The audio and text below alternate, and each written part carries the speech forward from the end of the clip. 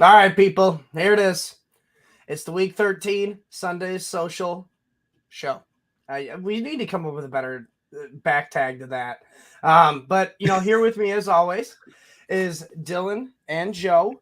And, before I, kind of get into things, how's your morning going, guys?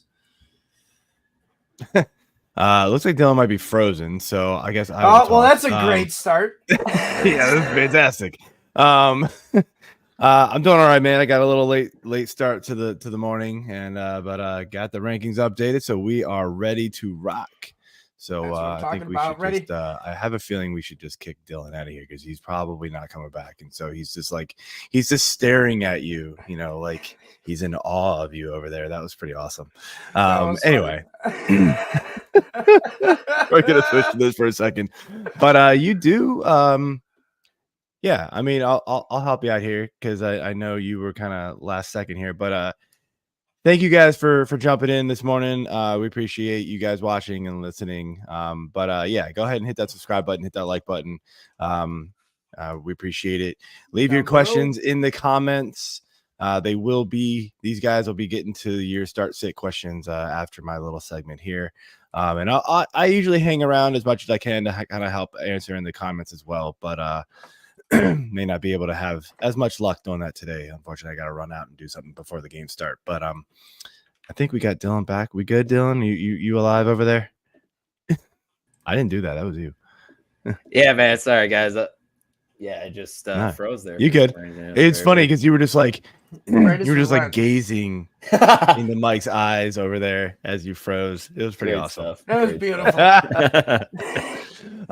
Hey, and of course, guys, if you and gals, if you have not done so already, jump over to fantasy6pack.net/plans, become an all access member. You're gonna jump into you're gonna get access to the award-winning rankings that we got over there.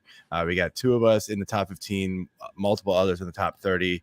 We've had a bunch of top 10 finishes this season. Our IDP rankings are kicking ass.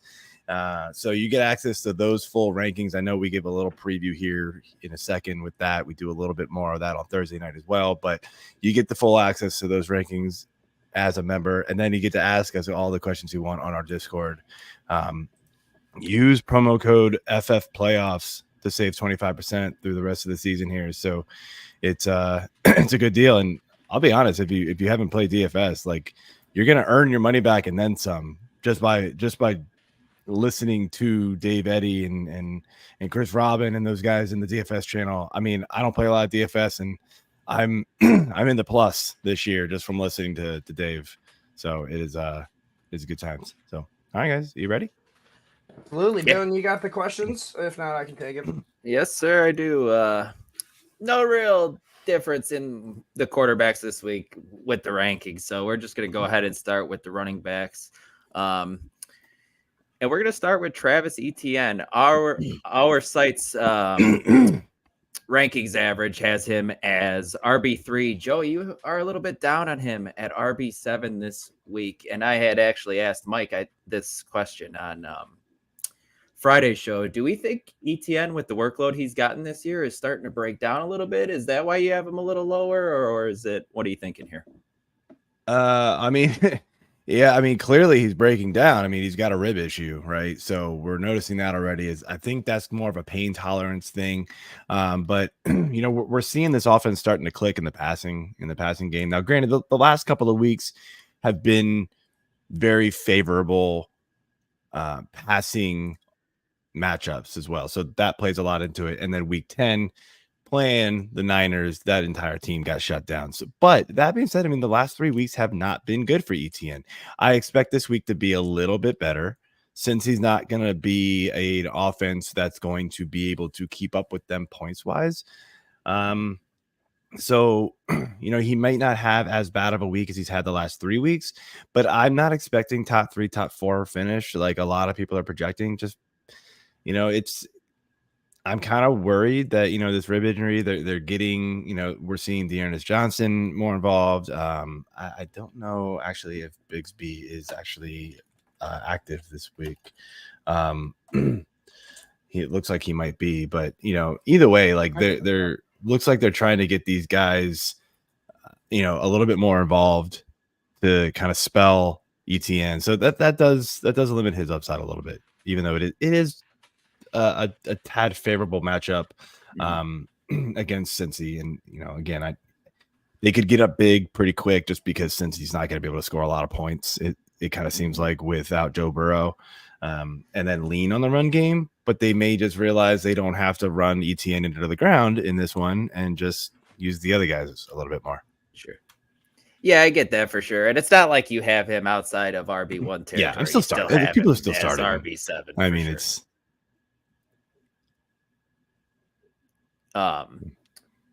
looking at the next guy here I have for you, Derrick Henry. Our site has him as RB7. Joe, you're a little bit down on him. RB11, a borderline RB1 this week, even after it looked like fantasy playoff Derrick Henry arrived a couple weeks early last week. I mean, did it though? I mean, when you really look at touchdowns, yeah. I mean, it was all touchdowns. I mean, like yeah, 76 yards rushing was nice. I mean, but Carolina, I mean, we're talking like two of the worst run defenses in the NFL, Denver and Carolina. And Carolina, in my opinion, is worse. Denver got absolutely just lit up a couple weeks in a row there, and especially that Miami game that really skews their fantasy points against the running backs here. But Carolina, in my opinion, is right there with them. Arizona has climbed up there as well, but those three are pretty far away from the next group of matchups, or defenses when you consider that. Indy is not great either, so it could be a good match. It is a great matchup there as well.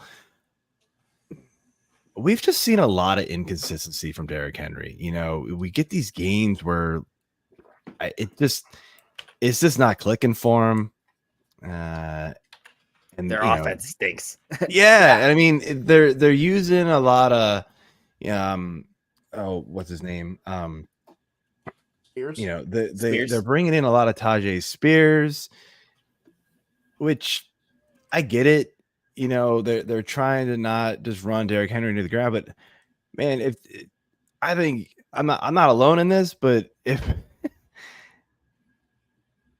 Tennessee has any chance of making the playoffs, they gotta jump on Derrick Henry's back. I mean, he's proven it time and time again over the years that he can get them there.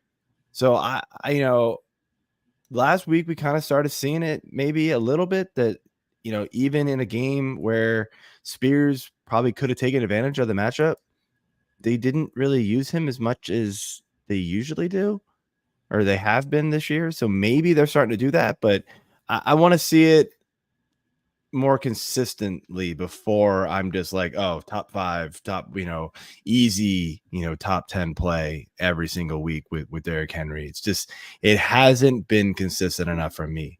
I mean, even half PPR, he's only finished in the top 10 4 times this year. That's crazy to think. Yeah. That is absolutely insane. That is not something I would have predicted before the season started. Yeah, they really just need to jump onto his back, like you said, if they want any chance of making the playoffs. I mean, come on, there's 2 games in a row against Tampa and Jacksonville. He saw 11 carries and 10. That's not going to work. Yep. He's definitely a guy who needs to get 20, 25 carries. One of those guys who gets better. 18 to 22, 25 carries. Absolutely. That's his range. Yep. Agreed. Especially when you're starting a rookie quarterback like Will Levis, who's coming into this season really raw. And as we've seen flashes this year from him where he's like, okay. There's been times also where you're like, yep, he's definitely a rookie. Oh, yeah. Next guy here I want to talk to you about is a rookie. Our site has him RB9. Joel, you have him outside of RB1 territory at RB13, and that's Mr. Bijan Robinson. What are your thoughts on him this week? I mean, it's the Jets. That's pretty much what it comes down to. I mean, look, I know everybody's looking at last week's game and going, yay, Bijan Robinson arrived. Careful.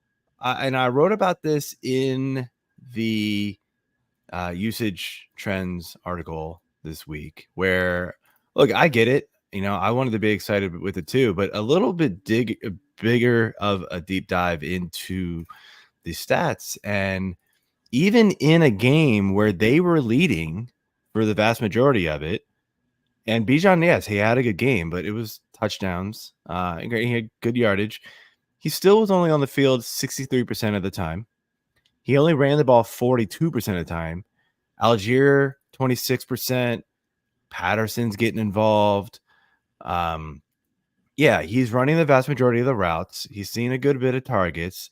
Look, it's a good workload, but it's not like an elite level workload. It's not the Ecklers. It's not the, it's not these, top notch guys. It's not what we expected when he got drafted by the Falcons, who we thought were going to be a run heavy team. Just kind of lean on this guy. You drafted him where you did, and it's just, it's not quite there. He is he is near the top in like total snap counts, but we're looking at like McCaffrey's and even Rashad White and Josh Jacobs, ETNs, Mixons in the 70s, right?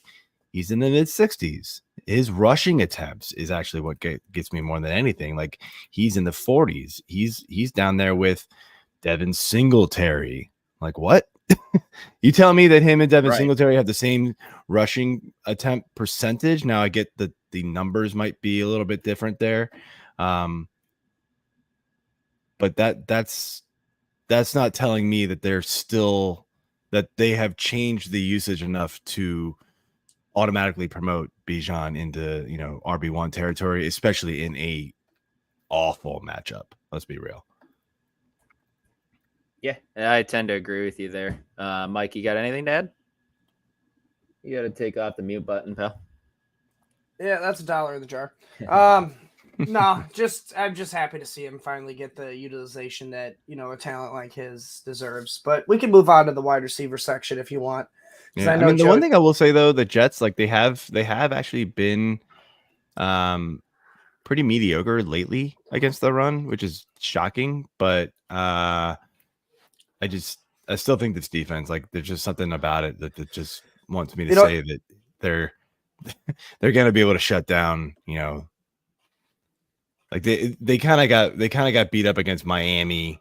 And then, they were able to kind of get run on. Eckler did well, but that was touchdowns basically. Like, so Atlanta's offense doesn't scare me enough for them to, for me to say that they won't be able to shut down Bijan a little bit more. All right, so let's move on then to the wide receivers.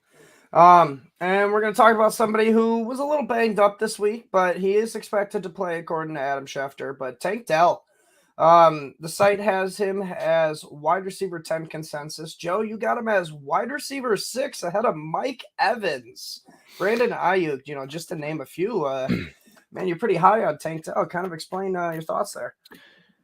Yeah, I've gone back and forth with Dell kind of in that, but he's definitely a wide receiver 1. I have flip-flopped him around a bit lately.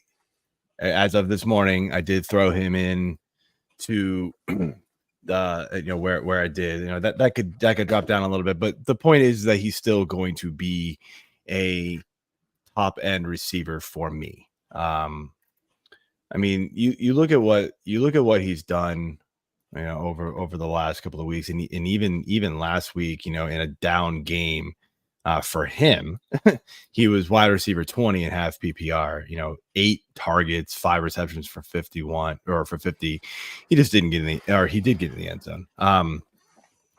That was just a Nico Collins game, but like he's just been killing it. Denver has been a lot better against the pass. I know, Mike, we talked about this a little bit on Thursday with some of the questions that you gave us. They have been better against the pass. But, it doesn't seem like they're able to shut down everybody, right? I mean, Keenan Allen still did all right. Devontae Adams still did all right.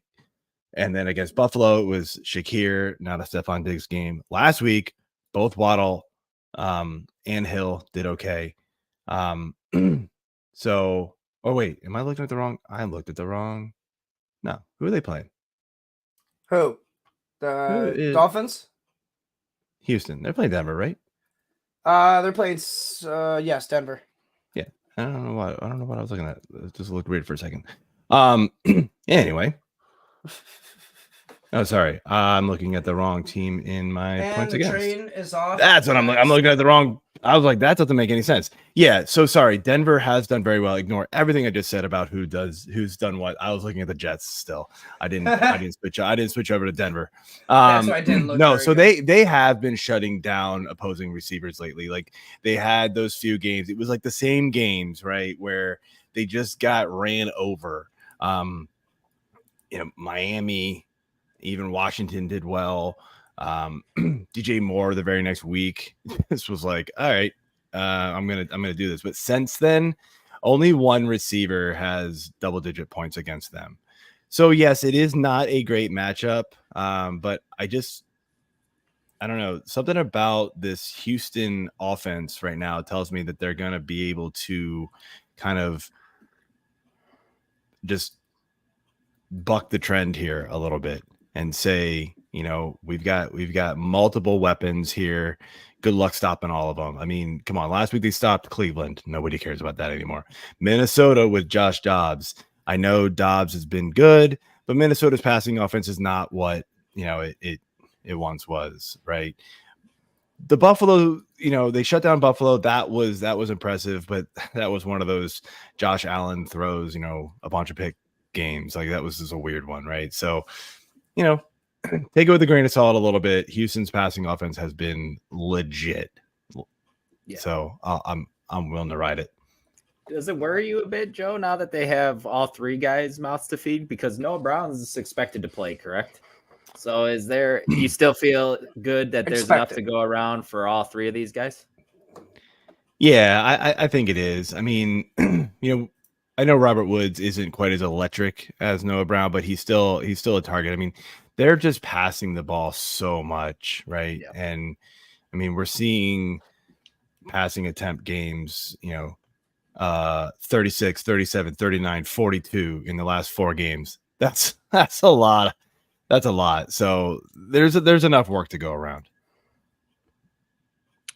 Definitely. All right. So, I mean, you were talking about bucking a trend, and we're going to talk about somebody right now who's starting to do that, but we got to see it a little bit more according to your rankings. But Calvin Ridley on our site, we got him as wide receiver 15, but you got him as wide receiver 20. You're not believing the hype now, after a couple good weeks. What's going on here, Joe? Yeah, I mean, I think this one comes down to, again, I'm not really sure how much volume there's going to be in this game. I don't think this is going to be one of those games where the Jags have to kind of keep their foot on the pedal, especially in the passing game, right? So Ridley's going to have to kind of get his early if he's going to get it. And I mean, even I'm trying to look up their the Bengals points against receivers. I mean, they're middle of the pack here.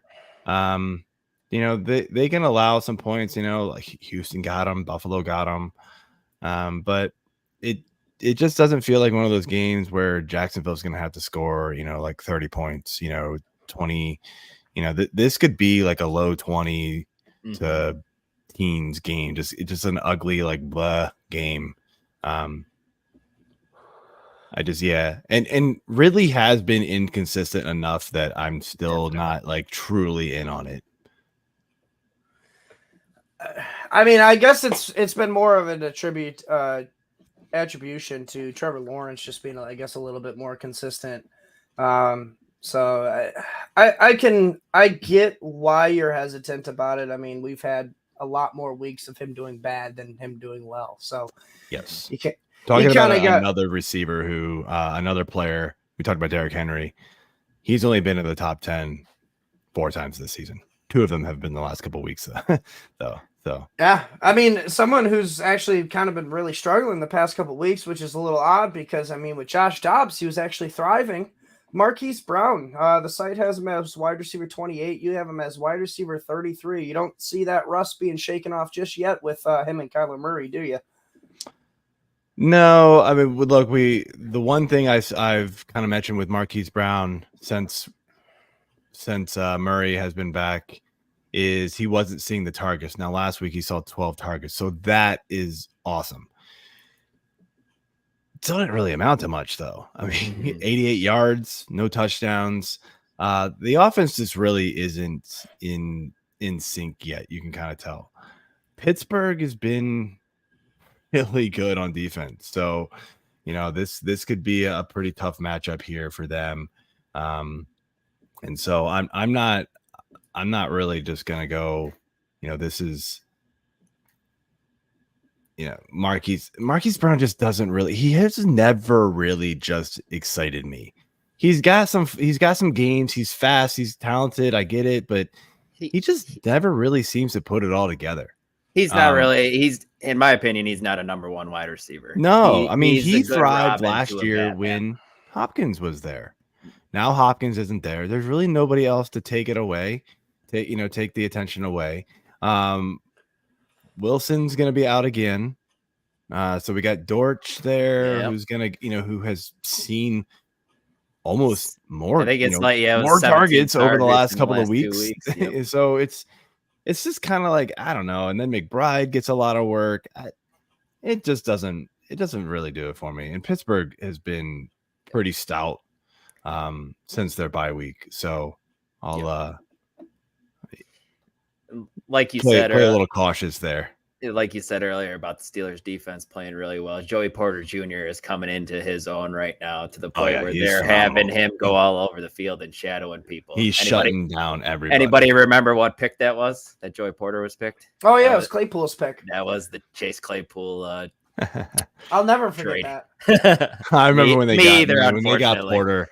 I looked over at my wife. She's a Ravens fan, and I was like, "That's not good." No.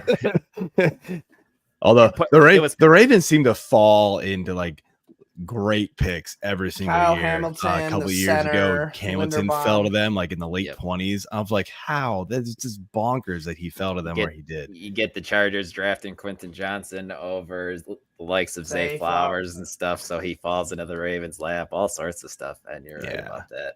The Ravens, they get so lucky. Anyway. Mike, go ahead with the tight end question as well. You can keep rolling. I don't have the exact rankings pulled up for me, so Dylan, if you could help me out with that one. But we're gonna talk about the two tight ends we talked about on the Thursday show. I know Jamie was there; he was hanging out. But Pat Freiermuth and Taysom Hill.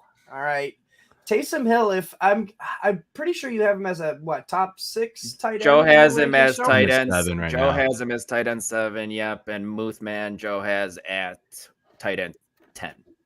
Tight end 10. Explain those thoughts right there, considering Freiermuth's coming off his best game of the year. I don't chase points. I don't chase points. I mean, that was an amazing game. Even if it's after Canada left. I get it. And so I think if Matt Canada was there, probably wouldn't even be talking about Freiermuth as a top 10 play, even against the Cardinals, who, are typically very bad against anybody. So, but I'm, shockingly though, they have been pretty decent overall this year against tight ends. However, they just did get absolutely wrecked by Tyler Higbee last week. So mostly that. Touchdowns. Yeah, I mean 29 yards, 2 touchdowns. So yeah, little skewed here.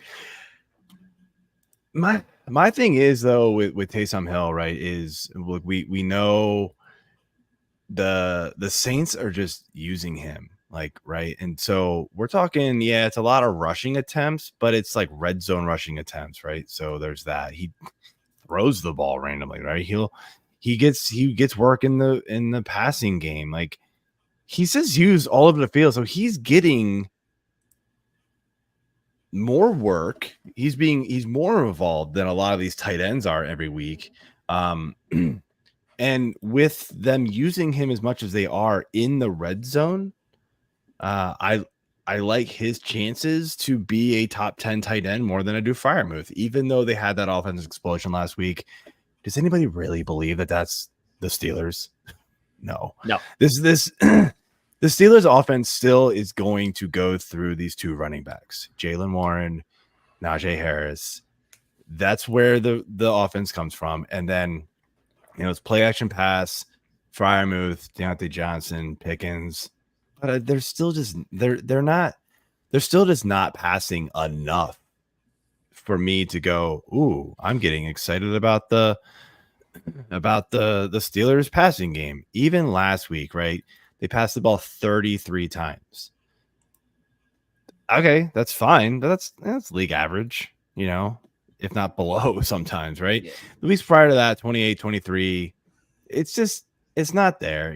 Kenny Pickett has just it's like 50-50 with games over 200 yards. He has no 300-yard passing games. No and even last week, multi-touchdown games. No touchdowns. Like, he's not scoring touchdowns. It's all, once they get close, it's just pound the ball with those two running backs, and they should, because it's working. And so, yeah, a little hesitant to boost Freiermuth up any more than that. I get that. I definitely get that. And I know I keep making fun of myself about being all over the Kenny Pickett 17 and a half total touchdowns this year through the air, thinking that was going to be a smash. 17 and a half, that's a touchdown a game. He's not on pace to hit that. No, definitely not. No, you lost that bet. Incredible stuff, man. It really is. All of a sudden, explosion, 5 touchdown game at the end of the year, like a Mitch Trubisky game back in the day. Just a random game. Yep. Yeah, what's he on pace for? He's got 6 touchdowns. Woo! Yeah, man. 12 games. So 13 touchdowns somewhere. No, not even. Is he on pace to beat 9. That's Russ 9 Wilson touchdowns. last year? No, he's not. Russ Wilson had 16 last year. He went on a little late season run. I forgot about that. Man. Will he beat? I guess it would be Dino Jones. What did he have last year?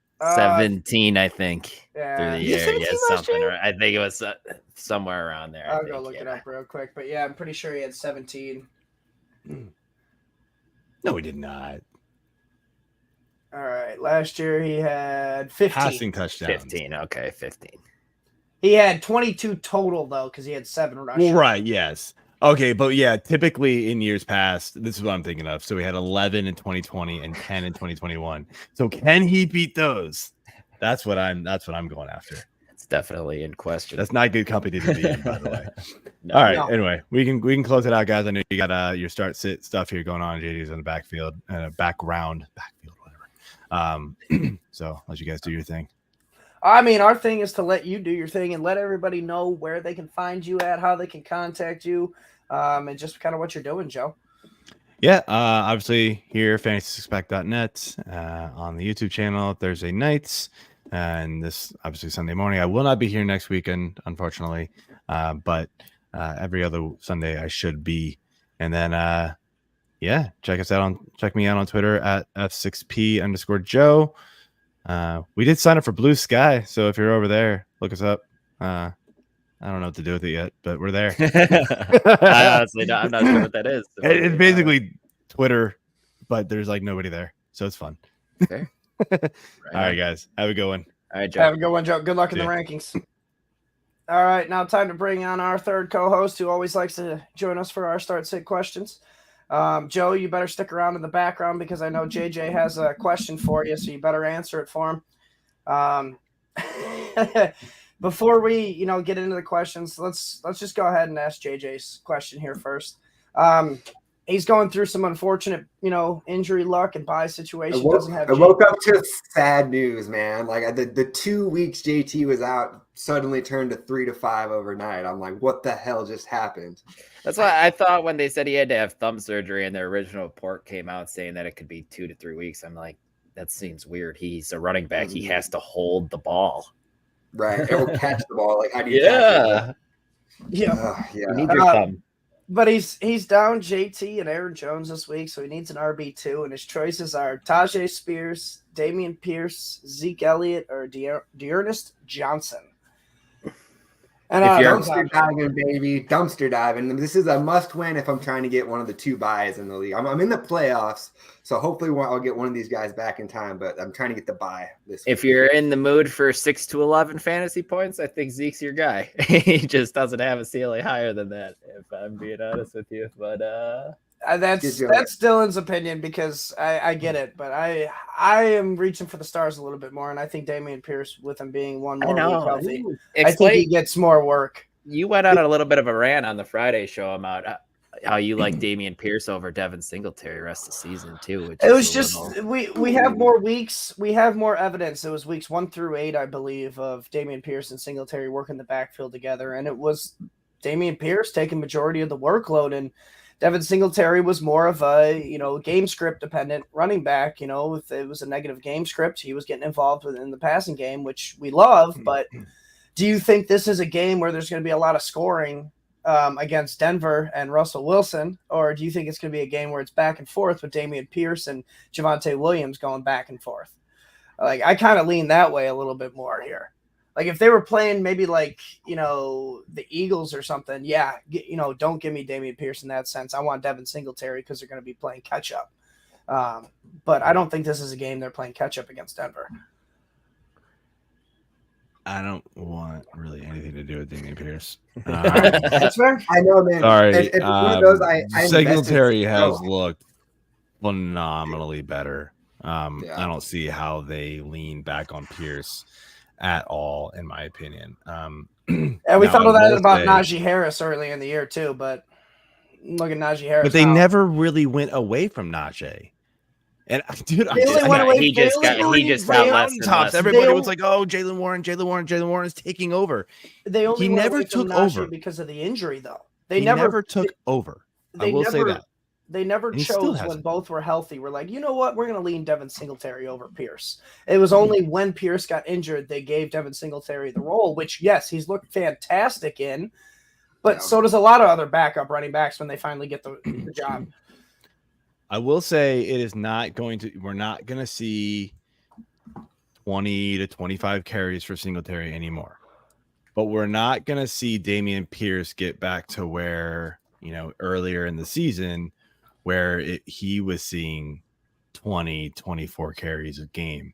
It's going to be at best like in my opinion, like we're going to get split. 10 for Pierce and like 12 to 13 for Singletary, but Singletary is getting all the passing down work. Could Damian Pierce do something with that?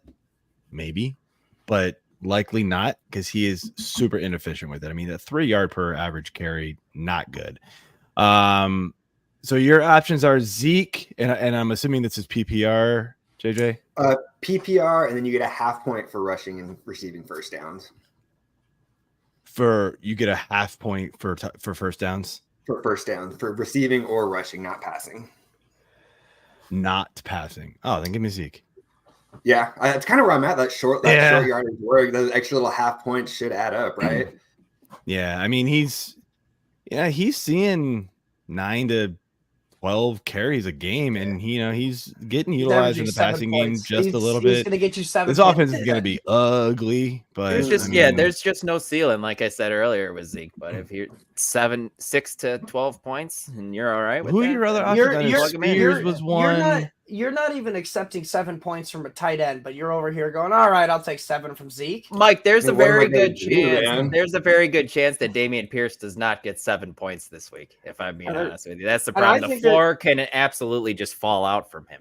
Spears and who you had another option, JJ? Who was the other one? Dearness Johnson and then Tajay Spears. Not there. Spears is interesting, especially if it's like full PPR. I mean, they do have these games where they give him like 5-6 targets, and that's interesting. So I mean, that could boost his value up a little bit too. I'd say it's really close between him and Zeke. Because of the passing work, slight lean to Spears, but it's close, man. So I've gone back and forth between. I have Spears in there right now, but yeah, Zeke's the other one. And then Damian Pierce too. I invested so heavily in him this offseason. I thought he was going to be good. So there's still like a part of me that kind of agrees with Mike, but yeah, it's tough, man. Dumpster diving this point of the year. Yeah, Yeah, I mean I think you almost go Spears just because he's typically involved in that passing attack. But anyway, I'll let you guys go. I know you had that question from me, so Yeah, appreciate that. enjoy, guys. Yeah, we'll see. We'll see. All right. Well, now that I've All right. taken time from our viewers' questions, let's get to those. Absolutely. So first defense question of the day. Richard wants to know Jags defense or Steelers defense, and you get the Jaguars against Cincinnati. They I get feel them like on you Monday gotta- night, and that's where I go. and Steelers Yeah. against Arizona. Yeah, I know our Steelers- site rankings So good. has Pittsburgh pretty high, but I really like that matchup against Browning. Yeah, I mean, it is tough. Like, two of Browning's biggest plays last week should have been interceptions that were like tip balls. Yeah, that right. Chase got. So I can kind of see why you lean that way. And it's still Kyler for Arizona I know too. Kyler's been It's looking solid. he's fine. That's what I mean. That's why I think I would rather go Jaguars here against the back. I go Jags. Yeah, I think I'll go Jags here. It's close, but yeah, I think I'll go Jags. Yeah, one's playing a backup QB, one's playing Kyler Murray. You're more likely to get turnovers and sacks with a backup quarterback. Clayton just says, "Morning, boys." Dill, I'm not sure I like those headphones. Looks like you got gauges. A little bit. Emo Dylan, I like it. Nathan said, "Good morning, man. Thank you for joining us." He wants to know, should he start Tank Dell or Rashee Rice in a standard league? He's worried Dell. about the snow for Rice and the injury for Dell. But yeah, that's Tank Dell over Rice. Yeah, it sounds like, I think last night they even sent out a tweet that said he was going to play, so I think he's fairly They healthy. did, yeah, they did. Tank Dell doesn't expect to play, so that one's Dell easily. Yeah, Joe has him as a top 10 guy in his ranking, so fire Dell up. Should he start Justin Herbert or This Kyler is an Murray? interesting one. And he's worried about the Chargers Keenan. He's worried about the Keenan Allen injury, and the Chargers play New England. Which I is- mean, if Keenan Allen's injured, they take away Austin Eckler. Who does Herbert have? Quentin Johnston, baby. I think, man, this one is a tough one. It's hard to sit Herbert. Yeah, you still go Herbert for me. If Keenan Allen plays, you play Herbert. Let's see. He's a 1:00 game. Arizona's a 1:00 game too. So you're going to get the info before the games come out to know if Keenan Allen's playing or not. If he's playing, you play Herbert. If he's out, you pivot to Murray, though. Yeah, we should get that news in about 15 minutes. Yeah. I feel like, I'm going Herbert here unless I play like against DK on Thursday. Then I'm probably going to throw Murray out there and hope he just goes ballistic with like 100-some rushing yards. It's hard to throw Herbert out there without Keenan Allen, though. That's the hard part, man, because they haven't been using Eckler as much in the passing game. And let's say they do. New England is just so good at taking away one of your options. And Austin Eckler's, if Keenan Allen's out, is the only option he has. Yeah. All right, Devin's here. Good morning to you as well. Thank you for joining us. He's got a non-PPR, so standard question here. Garrett Wilson, Cooper Kupp, or Puka Nacua, start one. Oh, man. I can't do it. I know a lot of people's rankings on the site have Nacua ranked over Cooper Kupp, but it's the Breakfast Club's going to bounce back here at some point, and I know it's not a great matchup for either of them against they get Cleveland, correct? Correct. Yeah. And then the Jets have Atlanta. I actually Garrett Wilson saw 10 targets last week. you guys probably don't like this, but I actually lean Garrett Wilson out of these. I'm with you, actually. I'm going It's Garrett the Wilson volume. here in standard. It's the volume. And I'm hoping that he breaks free and just takes one to the house too. Yeah, but it's not PPR that kind of drops Cup a little bit. A little bit better of a matchup, Mhm. more volume going Garrett Wilson's way compared to Cooper Kupp and Puka eating into each other. So I actually do lean Garrett Wilson in this one, and I hate having to say that. But when you get a chance to root for a Tim Boyle led offense, how do you say no to that? That's no true, every man. It's shaky. Tim Boyle has a chance to be one of the worst quarterbacks of all time, I feel like, in my opinion.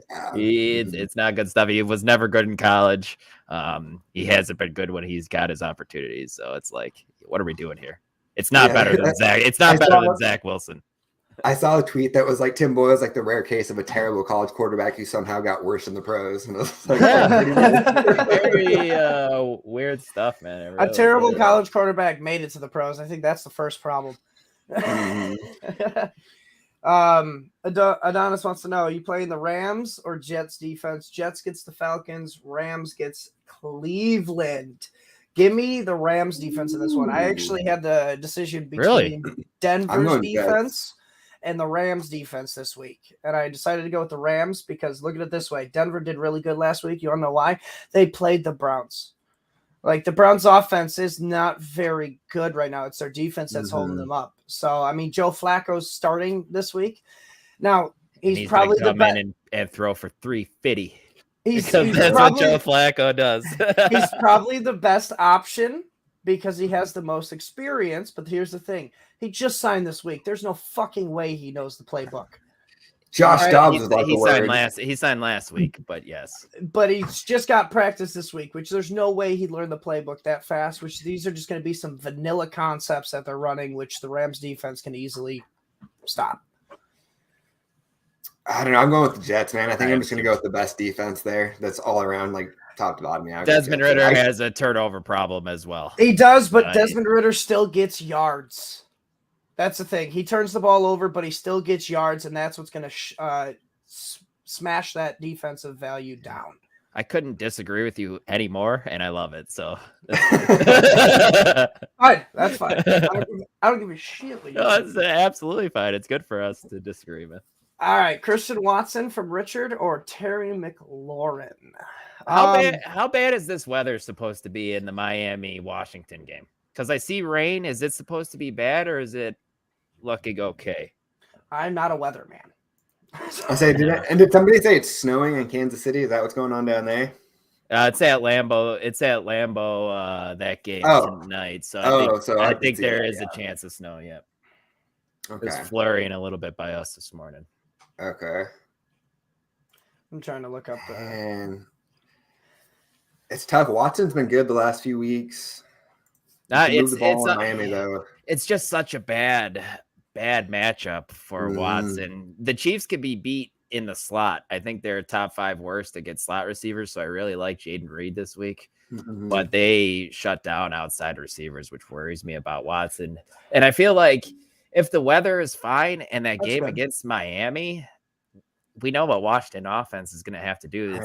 Howell's going to have to throw it 50 times. What's crazy about that is Howell's averaging over 300 yards a game, but somehow Terry McLaurin's averaging a career low receiving yards per game. I'm having a hard time kind of making sense of that. It's weird, man. I don't know, man. I kind of feel like at this point I'm going upside. I'm going to go Watson and just kind of hope he breaks one deep. McLaurin, I feel like he's more name value than actual fantasy value these last few weeks. Like he just hasn't, he's been kind of more of a wide receiver 3 most of these weeks. So I'm going to go for Watson and just kind of hope he gets behind the defense. It's McLaurin. I'm looking here at the weather from ProFootballNetwork.com. They're saying expected temperature mid-50s, showers, 15% chance at kickoff decreasing throughout the game. So if it's decreasing throughout the game, that's going to benefit fantasy. So I think the Commanders are going to have to pass the crap out of the ball with the Dolphins coming into town. So give me McLaurin and just more volume over the past 3 weeks. With McLaurin, I can't get my stats to load, but I know he has more targets because Watson only has 17 the past 3 games. I want to say McLaurin's up in 20 plus, but I can't get it to load right now. That's all right, Mike. We can go to the next one. We got Dion here. Kamara, Dell. Oh, my bad. No, you're good. Kamara, Dell, Mike Evans. You got a flex one here. Wow. I'm going to take Dell here. Yeah, it's Kamara for me.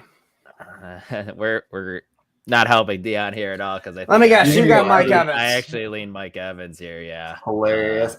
Mike Evans would be my number 2 if that helps at all, I guess. Assuming this is PPR. Oh, let's talk it out with him for a little bit. The Saints got the Lions with a banged up wide receiver room. And Lions defense has not been that great. Houston gets the Broncos and Mike Evans gets the Colts, correct? Or Carolina. I'm sorry. Yeah, I'm still going to stay Mike Evans here. Just safest play is Kamara. He gets the most volume out of this. Mike Evans I think Mike Evans and Tank Dell are definitely the ceiling play. I mean, I tweeted out Mike Evans has 9 of the 21 offensive touchdowns for the Buccaneers. I mean, that's literally 43% of their touchdowns. So, he's getting all their touchdowns. So he and Tank Dell are the ceiling play, but I think Kamara is just safer. I mean, especially with all the injuries the Saints are dealing with. That's a good point. Olave or one's Dell? Dell. That one's still Dell. Yeah. That one's Dell, yeah. Olave is expected to play, though, they said. Yeah. That one's Kamara for me here. Kamara or Devin Singletary. Yes, sir. Yeah. Yeah. Andre needs to start 2 here. Tank Dell, Josh Downs, Puka Nacua, or A-Chain. A-Chan. It's A-Chain and Dell for me. Is A-Chain supposed to get a full workload? Have you heard anything on that this week? I have not heard anything about a full workload, but I did hear he's supposed to play. This one depends on where you're sitting at in the standings, if I'm being honest with you. If you have a must-win game, I'm super worried about A-Chan being able to make it through a game, to be honest with you. Just because it happened last time. Yeah, I think. I want to see it for a week. I'm going Dell for sure. And then, man, I guess I'll go Puka, number 2, but I'm with you. I'm reluctantly Puka too because I love the matchup for Downs this week against Tennessee. But I think I reluctantly go Dell and Puka here as well. Mm-hmm. What are you looking at, Mike? I said Dell and A-Chain. Okay. Yeah, I was letting you guys talk it out because I already gave my answer. Another one from Dion. Go ahead, Mike. Swift, Kamara, Pacheco, AJ Dillon. He needs 2 of them, so let's just get them out of the way first. That one's Kamara and Swift. You're not going to go Pacheco against that awful run defense of the Packers, huh? That's what makes this one tough for me. It does make it tough. It's a good matchup, but you get more volume And in Swift. It's a bad matchup for Swift against the 49ers. And you have Jerick McKinnon and CEH taking a little bit of stuff, a little bit of volume away from Pacheco, where Kenny Gainwell is just an afterthought in that backfield. Yeah, I think I actually shy away from Swift here, if I'm being honest with you. And I think I'm more comfortable going Kamara and Pacheco. Yeah, I am too, just because of the matchup. The matchup scares you, huh? A little bit, man. I feel like the 49ers, man, I feel like they're going to come out and they're going to – Yes. I kind of feel like the Niners are going to beat them fairly easily. Like Brock Purdy's my DFS quarterback today. I think he's going to have a big game. And that's just a gut feeling. Like all the numbers say Philly should beat him. It's kind of a gut feeling, just the way it's kind of been building up. I feel like the Niners come out. Vegas is with you, Jordan. If you saw, I don't know if you saw that or not. The Eagles are 11-1 and at home, and San Francisco's favored by, it was 2.5 earlier this week. So that's crazy stuff, man. It really is. The Eagles have one loss and they're underdogged at home. It's nuts. Yeah. Next one here from Dion. We got Mixon, Ford, Dillon. Or do we? No, we didn't answer the second part. Yeah. You're right. That's my fault. Jumping the gun here. Thielen or Higgins need 1.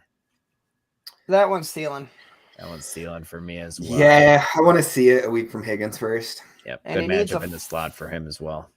He needs a flex, and he's deciding between Kittle in the flex or like Higgins, Pacheco, Dillon, our other options, or Swift, if you didn't choose Swift. That's where I would go Swift. I would be okay putting him in the flex, even though the matchup is bad, but I would put him. I trust him over Higgins this week. Yep. And I agree. Who would be yours? Would you plug Pacheco in there? If it's a tight end premium league, I'd leave Kittle in there. But if it's not, give me Pacheco in there. I did see that Kittle is the number 1 price tight end on DFS this week, which is that's interesting. Yeah. But then on to the next one here for Dion. Kings. Sorry, we keep clicking buttons. How are you doing, man? He's got Joe Mixon, Jerome Ford, AJ Dillon. He needs 1. That one's. Since he plays, who is it again? The Jacksonville Jaguars. Browns play the Los Angeles. I can go Jerome Ford here. I still lean Mixon. There's more volume, but Jerome Ford is a close second. Yeah, I mean, I feel like that offense is going to struggle, and I don't feel like Mixon's going to have any room to run as long as Browning's in there. Ford's been pretty consistent. Like he hasn't been hitting the high numbers, but he's consistently hitting like wide receiver 12 to 20 each week. I'll go Ford. I think that's where I go as well. Ford slightly. I like both running backs at Cleveland, but yeah, I'd still go Ford. I just don't like the offense with Jake Browning for Cincinnati, and Jacksonville's defense is very, very solid. So, All right. So on to the next one. Oh, actually, nope. I did it. Njoku and Pitts. He needs 1. I think you got to go with Joku, and I'm always Pitts, but Wow. at this point, I think Joku is slightly over him. And I think it's an upgrade of going to Joe Flacco, to be honest. Yeah. Oh, for the pass catchers. Yeah, I think Yeah. so. Mhm. Down the stretch, I think it's an upgrade, just not this week. But Njoku's still my choice because you don't get points for blocking, and that's all Kyle Pitts does. No, that's not true. He gets you 6 points, man. 3 for 30. Like every 5 All weeks, I- he throws a touchdown. All I know is Arthur Smith has a play where Jonnu Smith gets a wide receiver screen, Mikael Pruitt's running a route while Kyle Pitts is blocking for this whole thing. It makes no sense. Have Kyle Pitts run the route, or at least have him throw the ball. You just wouldn't understand it. You just don't understand what goes on. Ask Arthur. I don't. Your understand. fantasy football just wouldn't understand it. Yep. Apparently, real football doesn't understand it either, Arthur. Dion wants to know, you playing Calvin Ridley or T. Higgins this week? He needs one. That one's Ridley. Yeah, Ridley. Man, yeah, only because, I mean, both are brutal right now, but one's got a better quarterback. So, yeah, it's and Ridley on we've that seen one. one of them have a good game recently, too. So I'm starting Josh Downs over T. Higgins this week, just to kind of put that in perspective. All right, and then he also needs one. This one helps since we didn't start Higgins, but he needs Mixon, Kamara, Harris, Najee Harris, I believe, and A-Chain. Needs one in a flex. Oh, man, that one's tough. I want Kamara and A-Chain, but after A-Chain's performance last week, it's hard not to go Mixon and just play it safer. But I'm still leaning A-Chain here. Because Najee's been good lately, too, these last few weeks.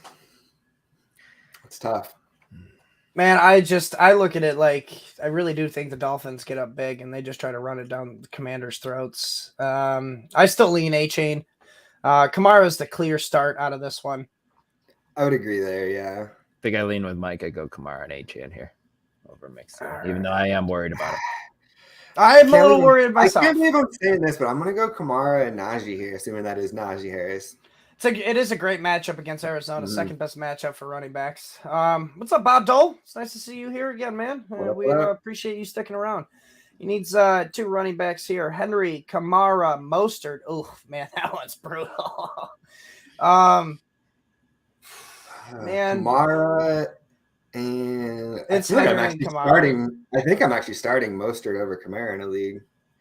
Are you really? He's banged up. He's going to play. Yeah, He is going to play.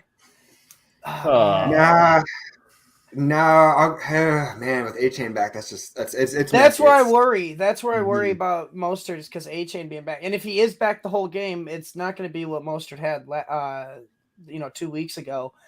But if he doesn't, I mean, Mostert is the benefactor of it. But I can't bet on an injury, so I'm going Kamara and Henry. Same. Yeah. All right. Yeah. He needs 2 wide receivers. He's got Cooper Kupp, Tyreek Hill, Jordan Addison, Christian Kirk, and Ridley. Isn't Addison on bye this week? Yeah, Addison is on bye, yep. All right. Because I am starting T. Higgins in a league because I have Zay Flowers and Jordan Addison on bye. The same league that I'm having to figure out that running back question. So I'm sitting pretty this week. Yeah. Nice. So pick one flex and one. 2 wide receivers, and then we'll pick our flex because of what we have left. It's Tyreek for sure, right? Like he's okay. Best wide receiver in football right now. Yeah. I go Christian Kirk. I'm going Cooper Kupp. I don't trust Cooper Kupp. I'm not jumping off the bus yet. I'll go Kirk as well, but then I'm probably going to put Kupp in my flex out of my everybody left.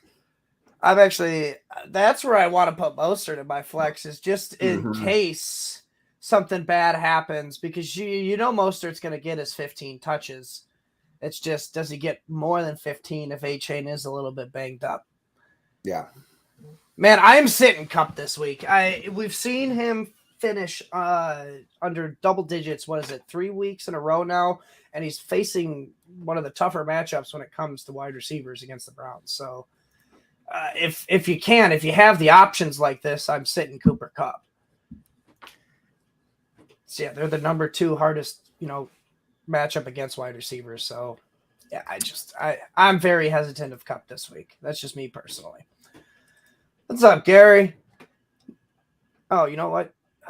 No, I did. We did do that. All right. Gary wants to know Christian Kirk, Sutton, Puka, Nakua. Pick one out of those 3.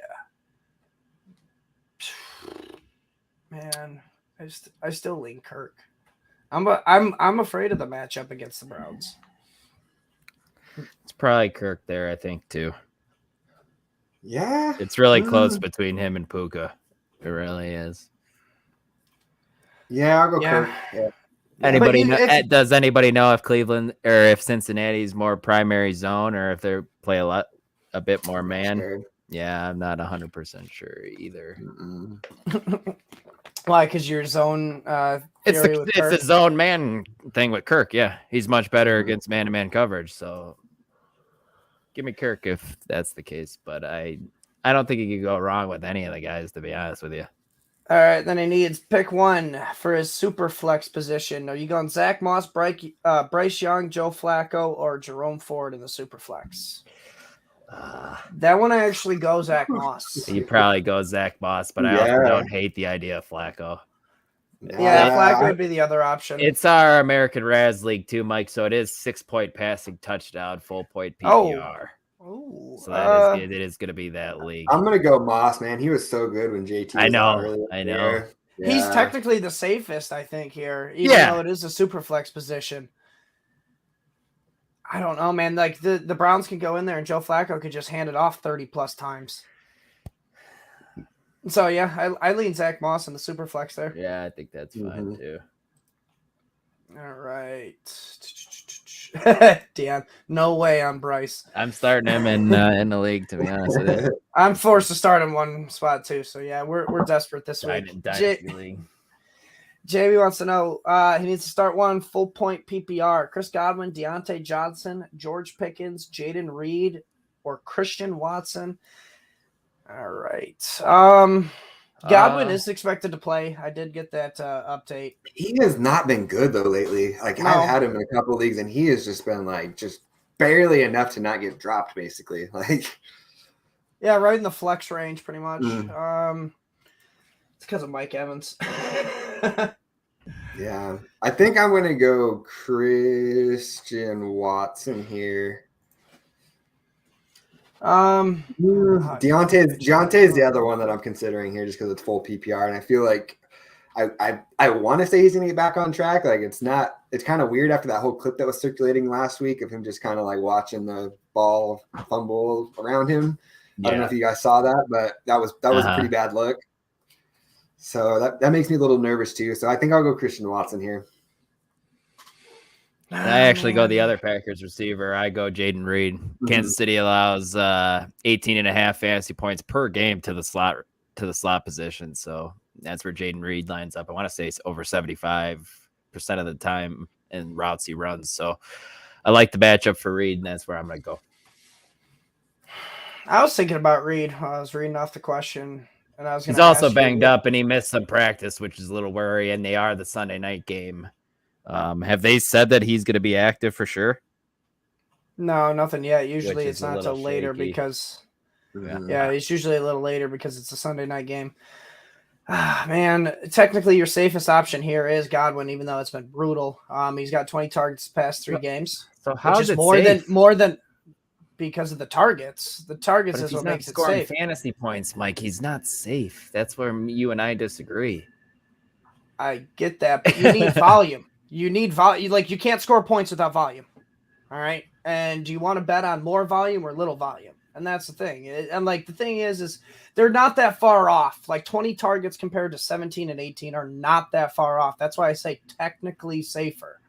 So you can make an argument for Reed or Watson. Although I'd probably lean Watson just because of the injury to Reed. Yeah. Yeah, I just like the matchup. I just like the matchup. I do like Reed. He gets the rushing attempts. That's what it kind of gives him a slight edge over Watson. They find ways to manufacture him touches every week, even if he's not getting a ton of passing game work. They get Reed a few like handoffs and reverses and things like that. He's a focal point for sure. Like Watson's getting red zone targets too, so like I think your options are between Godwin, Reed, and Watson. It's just they're all probably around the same projected points, honestly. Side note, real quick, my preseason prediction with Packers taking the 7th seed in the NFC. How are we feeling about that? They're starting to look pretty good. Jordan Love kind of starting to come into his own a little bit. I don't want to talk about it. It's a big game for him this weekend, man. But you go look at his first 11 starts versus Aaron Rodgers' first 11 starts. Tell me the difference in the numbers, because there isn't one. It's close, man. Yeah, I did see that. I think they have like the exact same like passing yards and touchdowns and interceptions through their first 11 starts. I'm pretty sure. They might not even get the 7th seed. They might be whatever the worst division team gets, the 4 seed, because Minnesota's fallen, man. That outing they looked like against the Bears was the fact is bad enough that 1 week and they're like, oh man, we don't know if Josh Dobbs is a guy anymore. Like that's rough. Yeah, that was probably a little bit of an overreaction for Kevin O'Connell to say that. You're gonna go to Jaron Hall? Yeah. Is that his name? Like, yeah.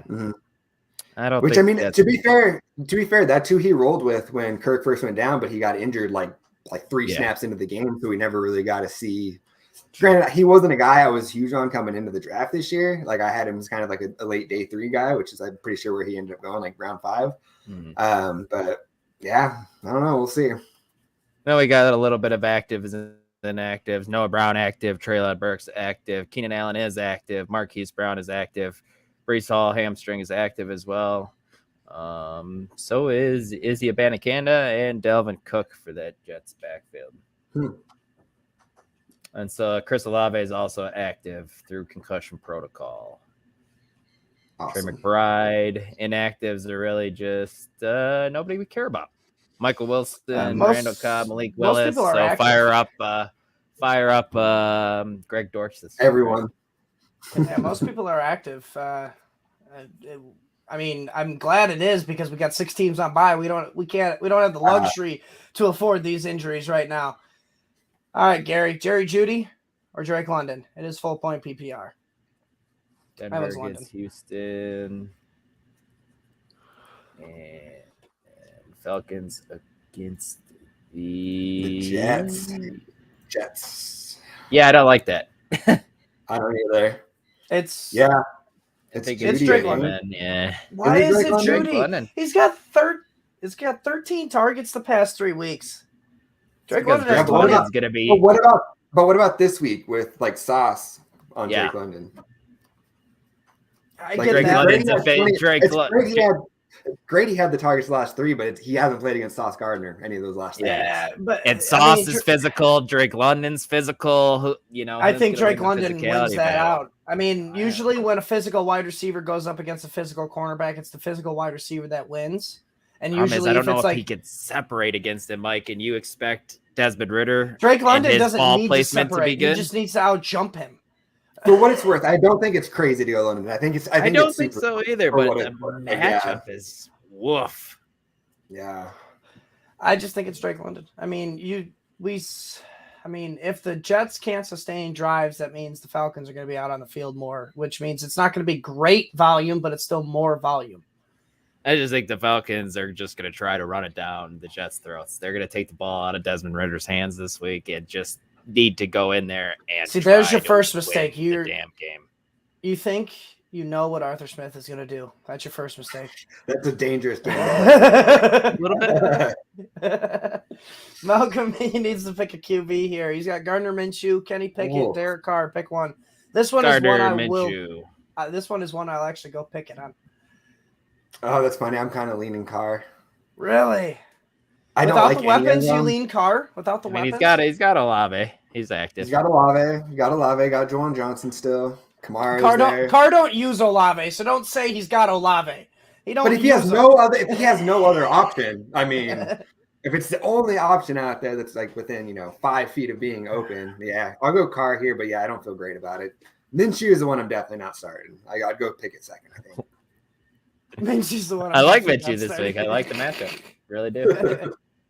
Hopefully we helped out there, Malcolm. He said he's still having a problem picking Taysom or Freiermuth on that one. With Chris Olave active, I lean Freiermuth.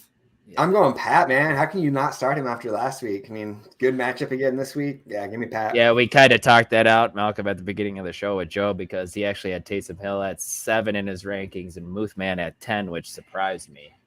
But yeah. Oh wow! What was the reasoning? What was his reasoning on that? I'm kind of curious. I think the ceiling with Taysom Hill. Mike, do you remember anything else he's done? Yeah.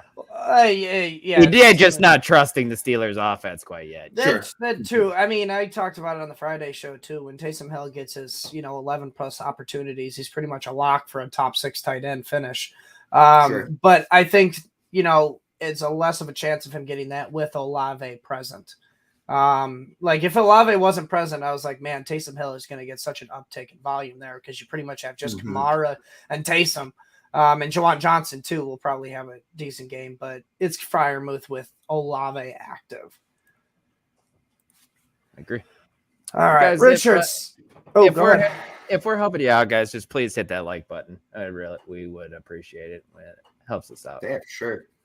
All right, Richard Standard League here. Mike Evans or Calvin Ridley? That one's Mike Evans, easily. Yeah. Did you guys see this last comment that just came in?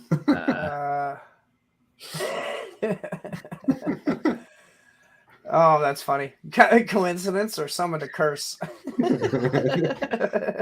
right, let's go. Let's keep rolling. Well, answer this question: Mike Evans or Calvin? We already Ridley? did. That's Mike Evans. Mike Evans. Yeah, Mike Evans. All right, Bob wants to know, is Malik Cunningham worth a stash? Pad stink, but he has a dual threat if used. Why not? He might be a starter. He might be the starter at some point, and maybe don't cut anybody. Cam Newton. Don't cut anyone with like a viable path to playing time ahead of him. But like if you have an open bench spot or just somebody you're just stashing that's like a nobody, like why not? Yeah, don't be the person that cut Zach Moss for somebody. Do not cut him for Malik. But just an example, like if you got somebody that you could possibly see getting playing time, like a Zach Moss, don't drop him. But if you Zach have Moss is going to win people leagues, man, with that JT news. If he's out 5 weeks, that's pretty. Don't jinx it. Don't jinx it. All the zero RB truthers, man, strike again. I know, man. It's ridiculous. Doug wants to know, you starting Hollywood Brown or Puka Nacua this week? That one's Nacua. Hate the matchup for Hollywood against Joey Porter. You think that matchup's bad and the Cleveland Browns isn't? I just like the offense better, man. Man. I don't know. I kind of think I'm going Hollywood here, man. I'm going Hollywood. Yeah, both of them are on the same targets. I think the matchup's just better for Hollywood. I know he's got Joey Porter, but he doesn't have to play the Cleveland Browns defense. So give me Hollywood on that one. Even though I think the rankings would say Nacua. It's close, for sure. That's a good question. Well, it's good, Albert. He wants to know, you starting CJ Stroud or Trevor Lawrence this week? All right. Stroud against Denver or Lawrence against the Bengals? I'm having a hard time starting or benching Stroud at this point. Yeah, I'm starting Stroud here. Trevor Lawrence, yes, he's been on fire lately, but most of those have been because of rushing touchdowns. I mean, Jordan, this was a question I answered on Facebook this morning. Would you start Stroud this week, or would you start Purdy? Stroud. I mean, that's Stroud. You can move the ball on Philly, but I know that one was close for me. It was really hard. It's close, but I'll go Stroud by a little bit. But I would say that Lawrence, Purdy, Stroud are all kind of similar upside this week. Similar upside and downside, I would say. Next one here from George. Standard League, need 2 out of these. Waddle, Olave, Dell, and Cooper Kupp. Wow, what options. This might be the one where I'm sitting Cooper Kupp for myself because the matchup for Waddle is so juicy. And then Dell, top 10 guys. So give me those 2. Mike, where are you going? It's Dell and Waddle for me. We will take Waddell. Yeah, it's Dell and Waddle. Waddell collectively. DeAndre Hopkins, Rashee Rice, full point PPR from Mike Duke. Man, this is an amazing question at this time of the year. It really is. Someone who is high on Rashee Rice coming in the draft. It's just amazing to see at this point. This is wild. But the answer, I think, is Rice, isn't it, at this point? I think so. Indy's defense is just going to muck it up for, DeAndre Hopkins this week. And Levis is Levis starting this week? Yeah. Or is Tannehill in? He is starting. I saw the clip of him earlier this week, and that dude was like struggling to move. Did you guys see that? No, I didn't. It showed him in practice, and like what Levis had like a very noticeable limp when he was just like kind of going through like walkthrough stuff. They were talking about Tannehill making a start this week, even. So I'm intrigued to see how healthy he is. See, Hopkins is still safer. The only reason Rashee Rice has as many yards, as receptions as he has, is because he's been used in the screen game. I mean, if we look, I don't know his ADOT off the top of my head right now, but I bet it's not very good. Where DeAndre Hopkins is getting more targets and deeper targets down the field. It's just you get a better quarterback for Rashee Rice. But he got more targets than 10 targets last week. I said the past 3 games. Okay. 20-17. 19-17. And let's be honest. I mean, Hopkins has 10 receptions for 135 yards and a touchdown in those 3 games, where Rashee Rice has 14 for 166 and 2 touchdowns. Like, the only things really separating them is the fact that Rashee Rice is getting closer targets to the line of scrimmage, and he's taking them to the house. And he plays in a good offense. That's also a difference. I know, but I'm more worried about, that Mahomes is going to spread the ball around. All right. And this could be a Kelsey game. The Packers can't really defend the tight end that well.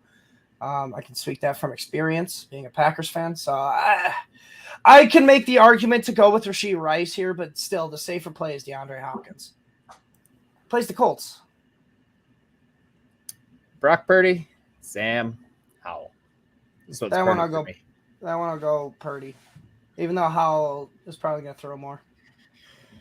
Yeah, I think you got to go Purdy here, but Howell's like one of those that like every week he puts up numbers, but I have one league where every week I find someone else to start over him somehow. It's just, I don't know, man.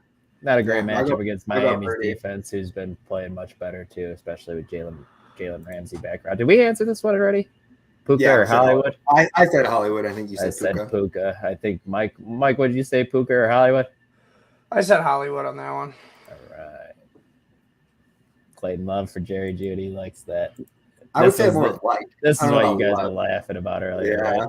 Yep. Yeah. That's fantastic stuff right there. I have to fill Jonathan Taylor Hole on my lineup, choosing between a clump of scoring Najee Harris, James Conner, Jerome Ford. Leading Najee, thanks. Good luck this week. That's the right answer. Najee is the answer here. It is, huh? Mm-hmm. Good matchup against Arizona. That's true. I mean, if you want the volume argument too, Mike likes that he's the clear one here. I believe. I guess James Conner's probably close, but I'm still going Najee here. I think James Conner's the volume guy here, but the matchup is not great. So I'd lean Najee Harris as well because you get the volume and the matchup. Here too.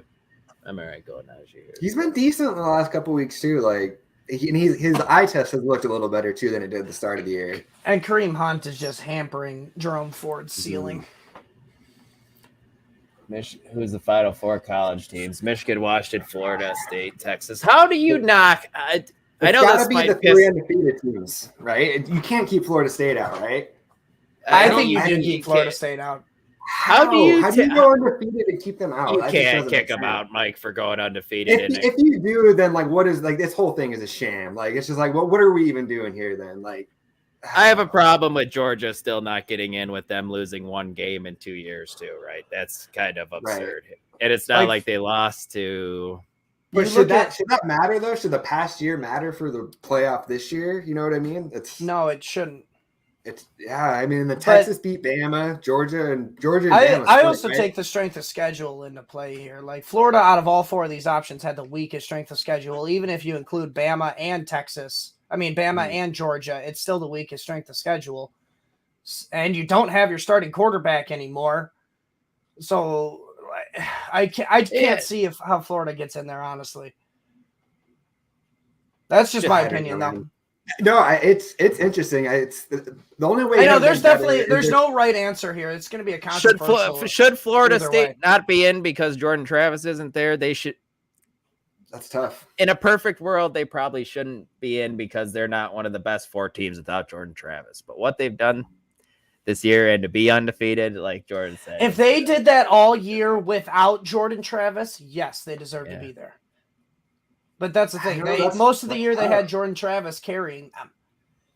I mean, they still don't. They deserve to be there no matter what. So going undefeated, like Jordan it's said. chaos. Either way, two teams are coming away super disappointed from this one. It's Definitely, it's gonna be interesting. And for you can make a case for all 6 of those teams. I feel like this is why next year is going to be awesome because you get the expansion of the. If you don't put Georgia in the playoff, then the best college football team's not in the playoff. That's what it is. I agree with my opinion. That's where it's down between: is it most deserving or is it the best team that goes in there? Yeah. I know. I hear you. What's up? Brandon, what's up, my guy? Says he screwed himself here. I have Kincaid and Komet. I added Everett. Any dark horse tight ends that you could help this week? I'm in the same spot here, and hopefully you found someone better on waivers than I did because I have to roll out Adam Troutman. He said he got Gerald Everett.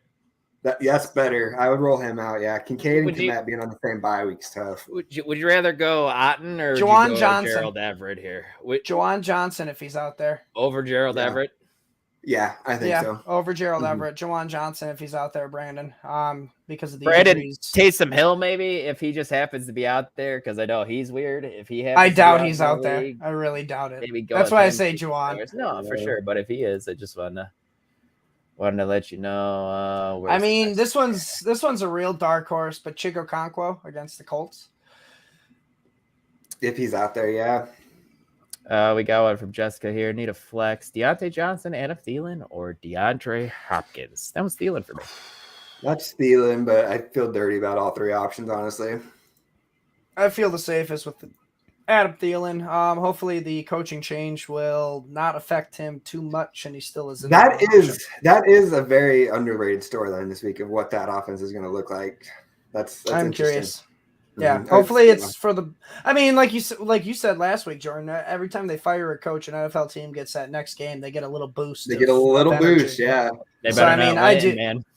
So that means it's probably gonna be like a Miles. It's probably gonna be like a Miles Sanders 200-yard 2-touchdown game out of nowhere with the new coaching staff. But give me Adam Thielen that one with that bump. Yeah. I think that they get after firing their coach. As a Bears fan, I'm scared this is a game Carolina's gonna win because the Bears have their pick, man. So it's not ideal if they win this game against Tampa Bay. It is ideal as being a Packer fan.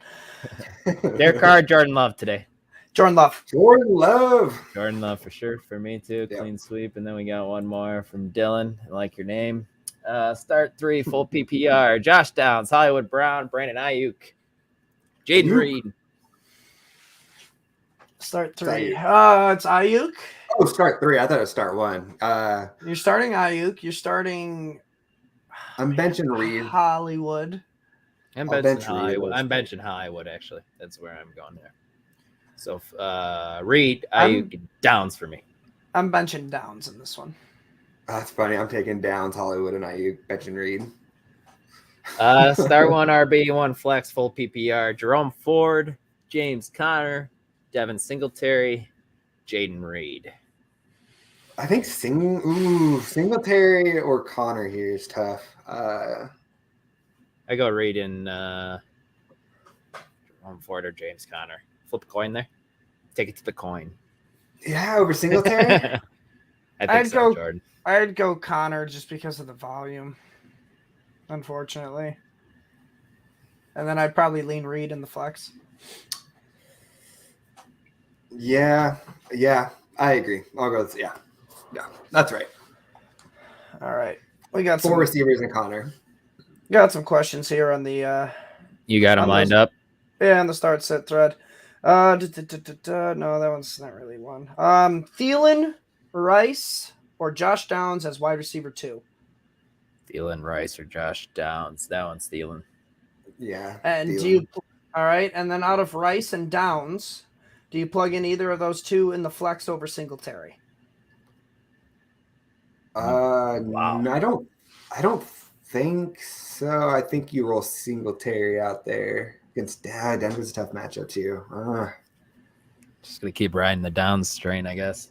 That's where I go there. And I kind of lean Rashee Rice, I think. I don't blame you either. Yeah, I'm with Jordan on this one. I lean Rashee Rice out of that one. Yeah. All right. Ooh, Trey McBride versus the Steelers or George Kittle versus Philly? George Kittle. Ooh, really? You didn't even hesitate. No, I didn't hesitate. You drafted him, man. That's who you roll with to me. In a good matchup too, so Yeah. high All point right. scoring game. That's where I go. Eileen McBride. Oof, man, that's tough. I know. I'm a sucker for volume. He's banged up too, man. Tiebreaker. Yeah, He I is guess active. I'll go Kittle, but yeah, that's a tough one. I'll go Kittle. Mike McBride is active too, also. So Playing outside against Pittsburgh. I lean the volume. At any point, they could say, you know what, Kittle, we don't need you this game. Just take a back seat. Or it catches 3 touchdowns. Either way. On three catches. On Either 3 way. catches. The Dallas Cowboys special. Is that what you're talking about? Pretty much. All right, here. Ooh, Kareem Hunt or Tajay Spears at RB2 for Steph. Kareem Hunt. That's Kareem Hunt, yeah. All right, and then would you flex Tajay Spears or A.T. Perry? A.T. Perry. Ooh, really? It is PPR. I think I'm going Spears on that one, but I am starting A.T. Perry in one league as like a desperation flex, so let's ride, baby. I'd go Hunt and Spears on that one. We got another one here, Mike, a live one. Pick 2 full PPR. We got a live one from Mike. Higgins, Justin Watson, A.T. Perry, Noah Brown, Devontae Parker. Higgins and Noah Brown, right? Yeah, I think so. Yeah. Yeah. I really am. I'm interested to see the 3 healthy-ish with Dell, Nico Collins, and Noah Brown all in the lineup together and see how it shakes out. Like, who's going to be the odd man out here? Is it going to be Noah Brown? Is he not going to give us anything anymore? Or what? What do you think, Jordan? As a Cowboys fan, it's very likely.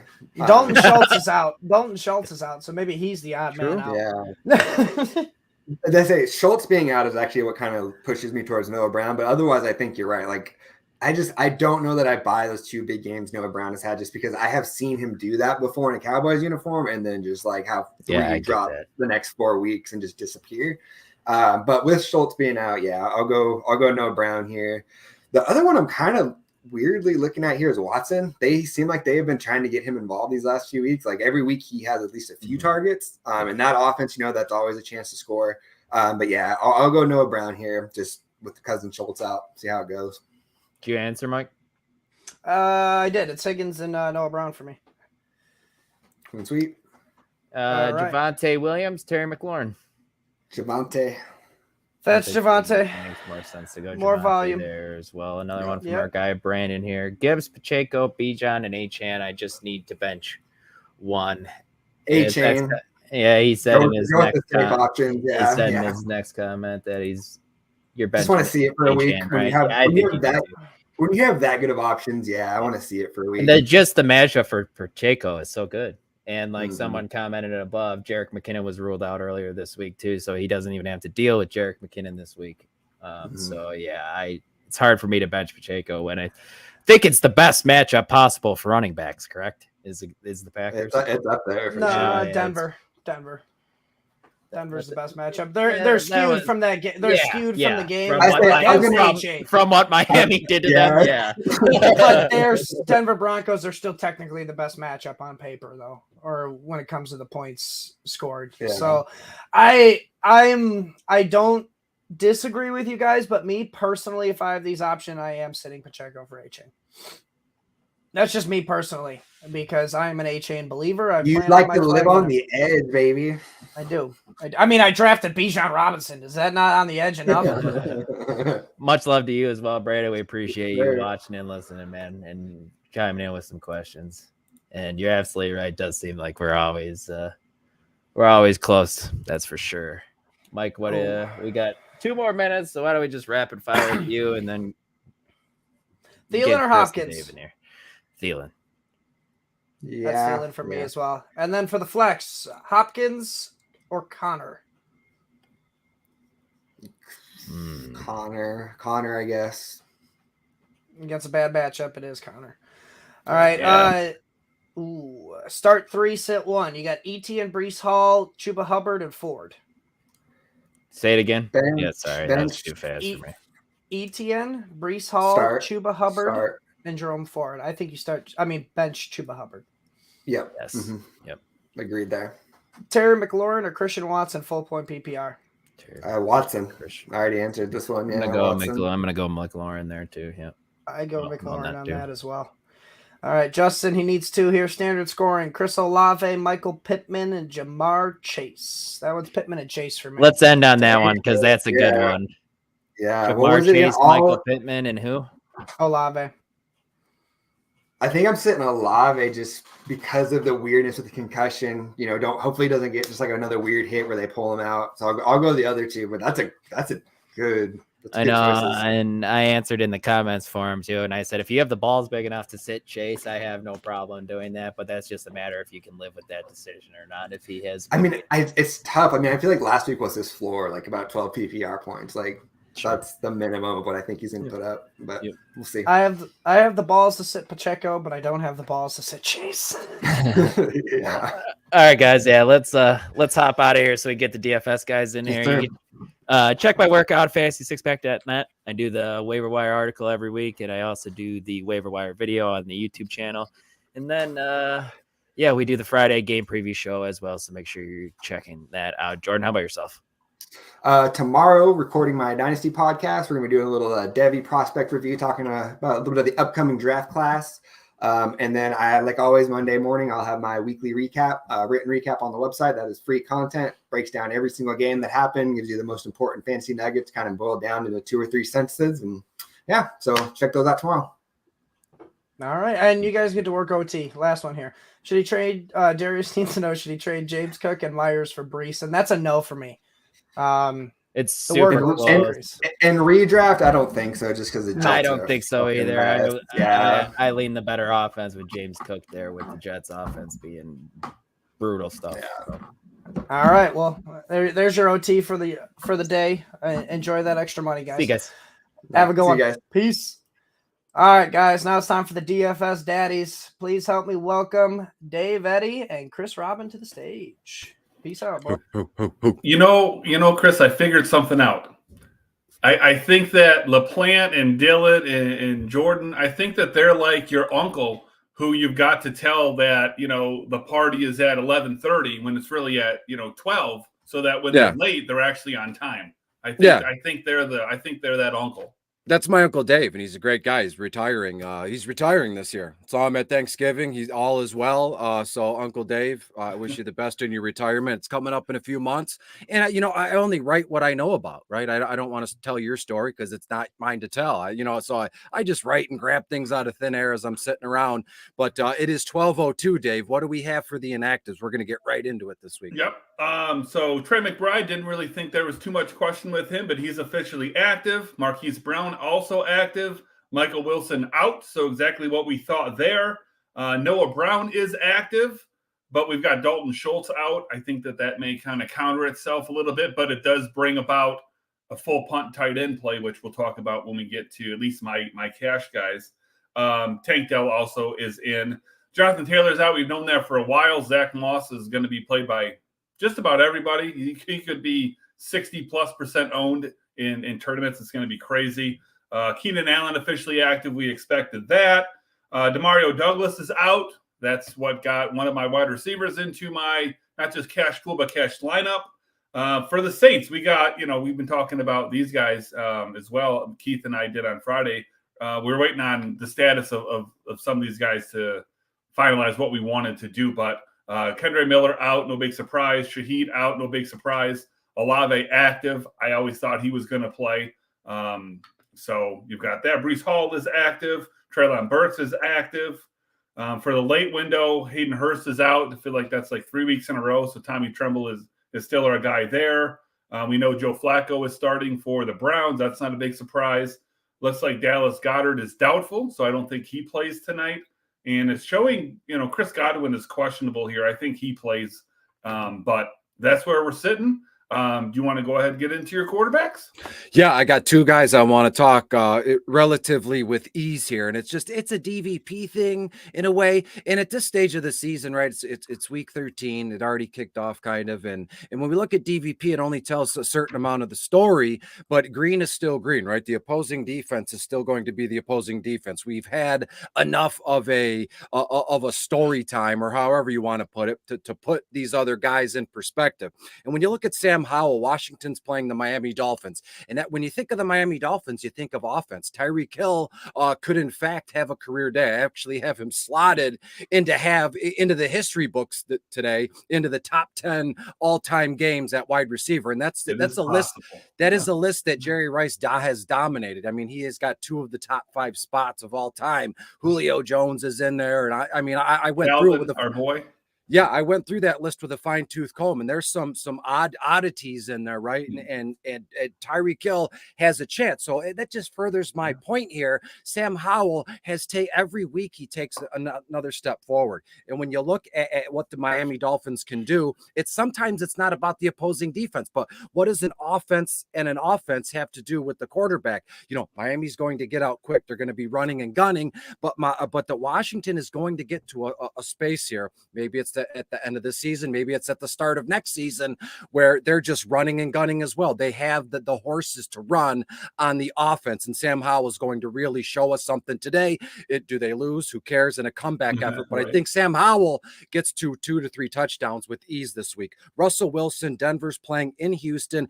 Houston is a little bit surprising, right? And it's all about CJ Stroud, right? This kid has been ridiculous. His T-Day touchdown celebrations are phenomenal, but when you look at Russell Wilson in Denver, how many games in a row have they won? 5? And if they beat Houston today, it'll be 6, something around there. And I feel like Sean Payton's just letting Russ Wilson do his thing. I'm not going to say let him cook, because that's what the young kids say. But Russell Wilson, 7-4 on FanDuel, 5-6 or 5-7 on DraftKings. Again, Russell Wilson has all these horses. He's got Sutton, who's been phenomenal. Jerry Jeudy's questionable, but I think he plays. Javonte, Samaje Perine. I mean, Russ Wilson and Sam Howell have a full complement of their offensive, positional players. And I think both guys play very well. What do you say here, Dave, for quarterbacks this week?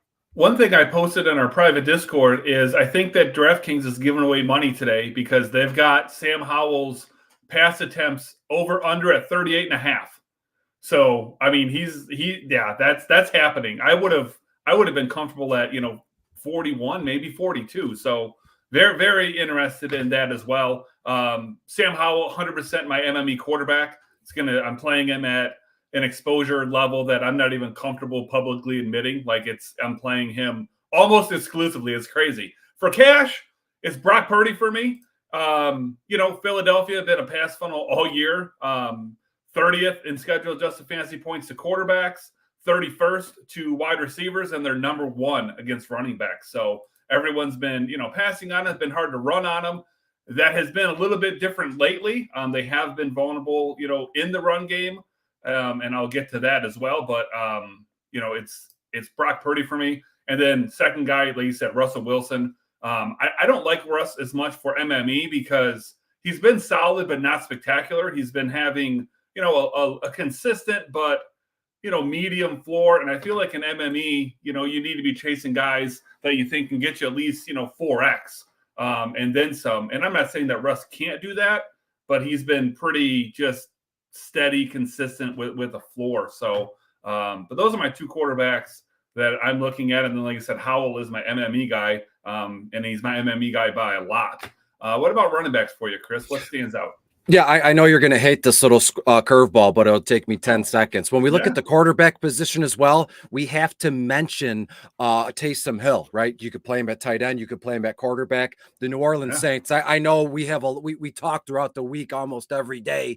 And when you look at the New Orleans Saints, they have a laundry list of wide receivers that are going to be inactive today. And would you want to take the risk with Taysom Hill at quarterback when you could put him in at tight end and you get like a super flex lineup in a way? with him at tight end. We've gone through that. We've run that into the ground over the last few years. But Taysom Hill, Derek Carr, start both of them and see what we get. The Lions looked on defense to be pretty silly. When we look at the running backs this week, CMC, I don't know if that's who you're going to talk about, but I'll leave that alone. He is the most expensive running back on the slate, rightfully so. Philadelphia, first overall DVP. I'll set you up with a meatball.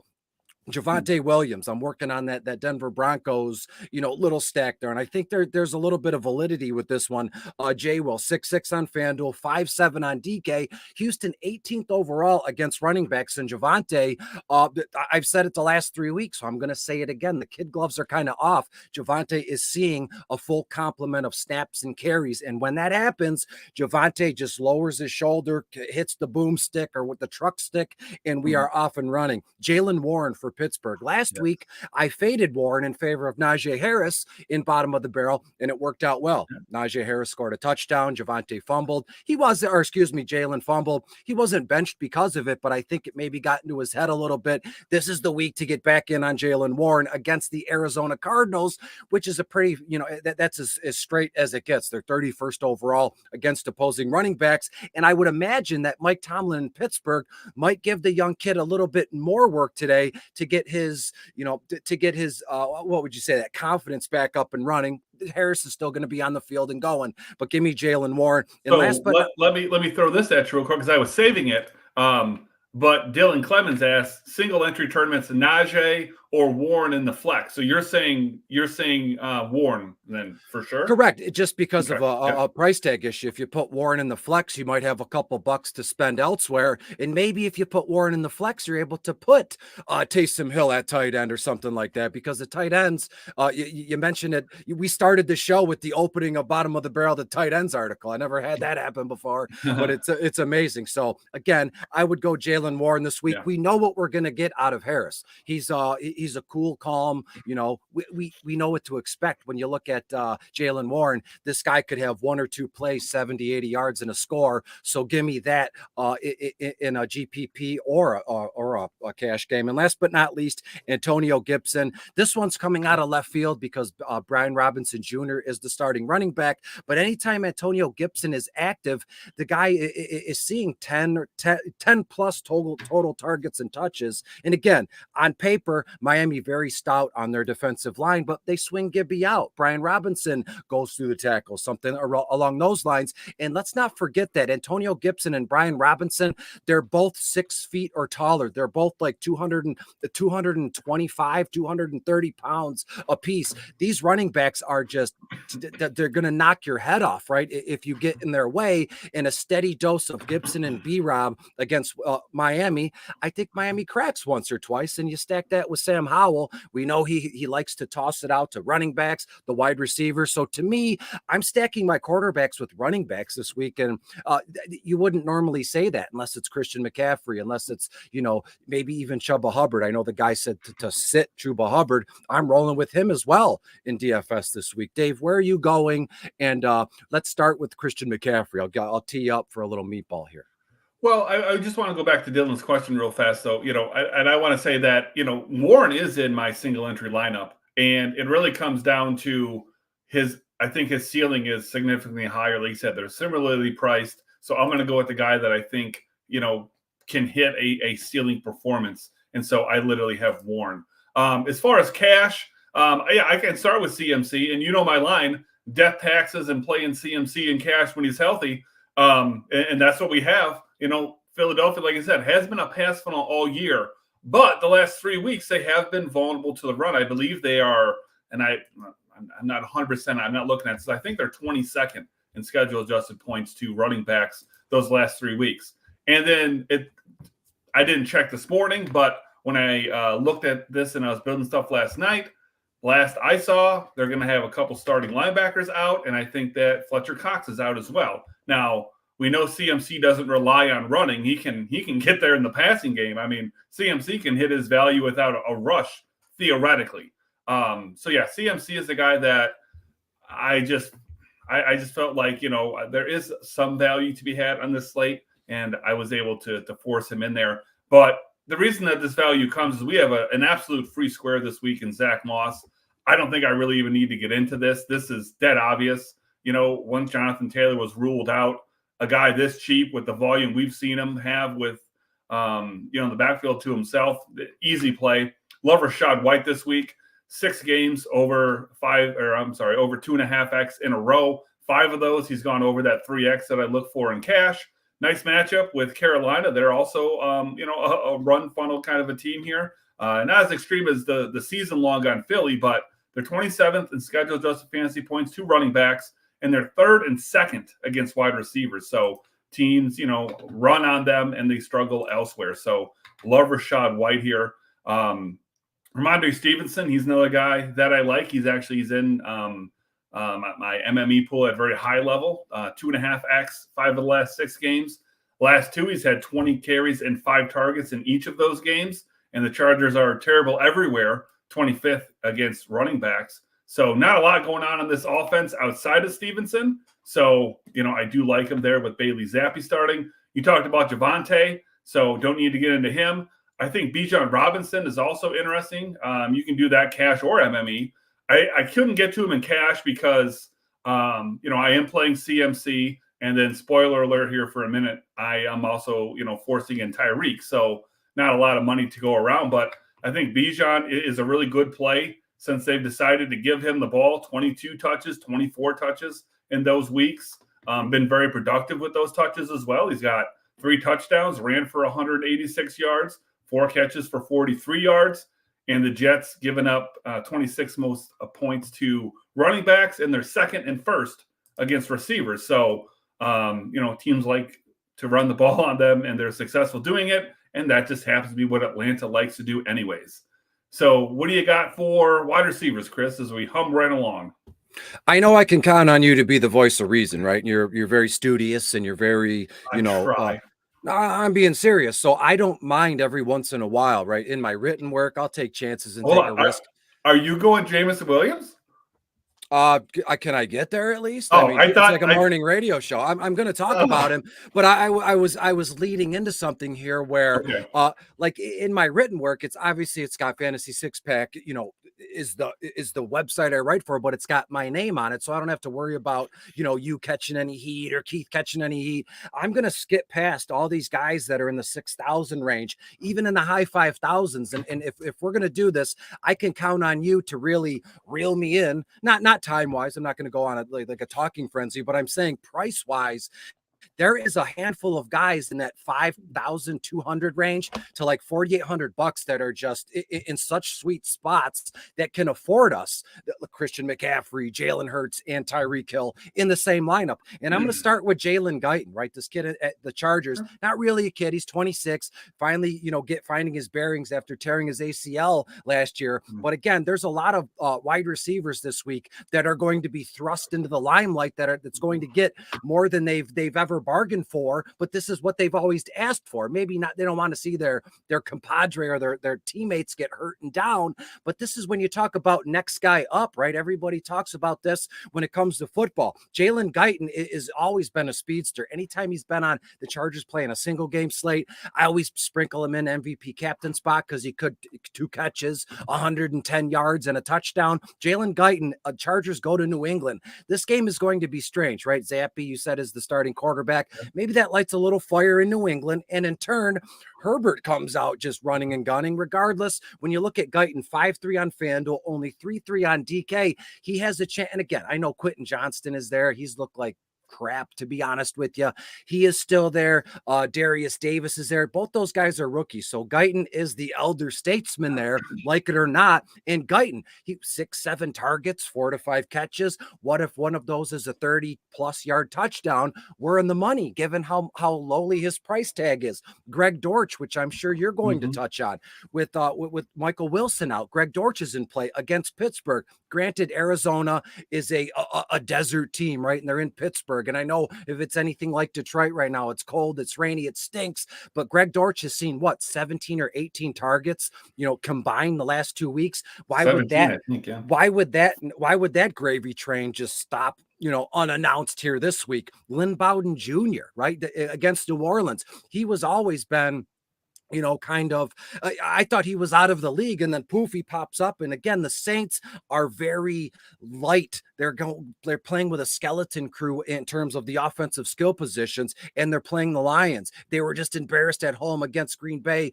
Who knows what's going on with the Lions in terms of defense, but we know their offense is going to score points. So again, give me the New Orleans Saints to hang in all these weird or crazy ways. I almost want to play a single game slate, New Orleans and Detroit, and just throwing all these weird names and see what happens.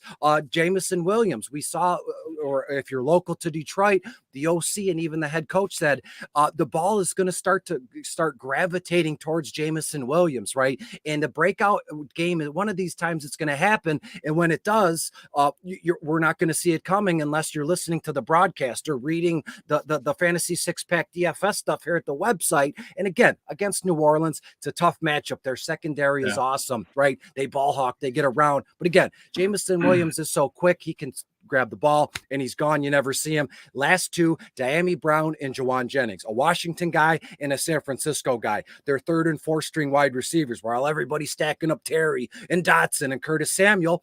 You put in Diami Brown, in the back door, and we're rolling. Same thing with Jawan Jennings. The matchup is sweet against Philadelphia. 32nd they are against wide receivers. Everybody's on CMC and Debo and Brandon Ayuk. We can get Jawan Jennings. There's a lot of pie to go around in the Washington-Miami game and the San Francisco-Philly game. So we're fading players in the same game for players in the same game. If that makes any sense. In my head, it makes sense. And in my written form, called leverage. it makes sense. So that's where I'm going. It only took me a few minutes to get through 5 or 6 guys. Who are you liking this week, and why? I hate to say this. Who do you like this week, and why is it Tyreek Hill? Oh, right. But I got to get a question in here from Miguel. He's asking Sutton or Debo, last man in for cash. And that's actually a tough question because Sutton is in my lineup, Sutton is in my cash pool. Debo is not. But they are not similar in price. And I know Miguel's talking about DraftKings here because he's in our Discord. Okay. There's an $1,100 difference between the two. So in a vacuum, technically it's Debo because I have him projected for a point more. But again, I have Sutton in my cash pool. I do not have Debo. So really what I would say is the answer is Sutton. And then obviously you're going to have some money left over. So figure out what you can upgrade other than that. And my man Ron here, I think, is on the same page because he's asking, is there a 2v2? Because I think Ron understood that Sutton was going to be my answer and that there was a price difference. But yes, for me, Tyreek Hill, best receiver in the league, at least up to this point, going up against Washington, who is dead last against receivers. I joked on Twitter earlier this week that, Tyreek was going to get 600 yards this week because I think he's like 676 or something away from 2,000 yards. And I made a joke that he may just get that this week. So yeah, that's a no doubter for me.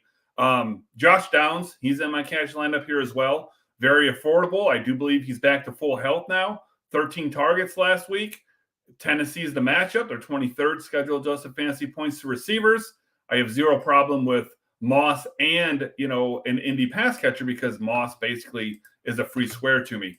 I've got Devontae Parker in there, and I don't love it, but he's pretty close to a full punt. Pop Douglas is out, so I think that puts Parker very much in play. Chargers are 4th in scheduled adjusted fantasy points to wide receivers over the last 6 weeks. I know.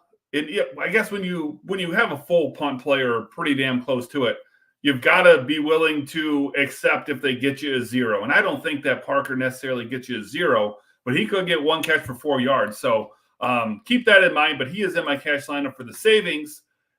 And there's another guy that I'll get to that is in the same boat, but that's what allows me to play Hill and CMC, together and to, play such good running backs as well. Terry McLaurin, Curtis Samuel, I think these are amazing MME plays. I have these guys scattered all about my MME lineups, but for cash, if you can get to either one of them, I think it's great.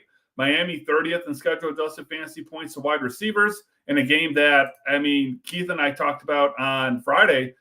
Would you be shocked if there's 80 points scored in this game? I wouldn't, Not at all. So these guys are great. McLaurin, he's got a little bit more volume on the season, at least 7 targets each of the last 7 games. Samuel is a lot cheaper, but obviously, that comes with more risk. I think Samuel was healthy, saw 12 targets last week. So, yeah, I mean, I don't force correlation in cash, and usually that's a quarterback to a pass catcher. In this case, it would be a wide receiver to a wide receiver with Hill, in there. But I think both of those guys are great plays. You mentioned Greg Dortch, fantastic. As long as Mike Wilson hasn't been around and Kyler Murray has, and this goes, over the course of the last few years, obviously Michael Wilson wasn't there. But when that happens, Greg Dortch gets a lot of action.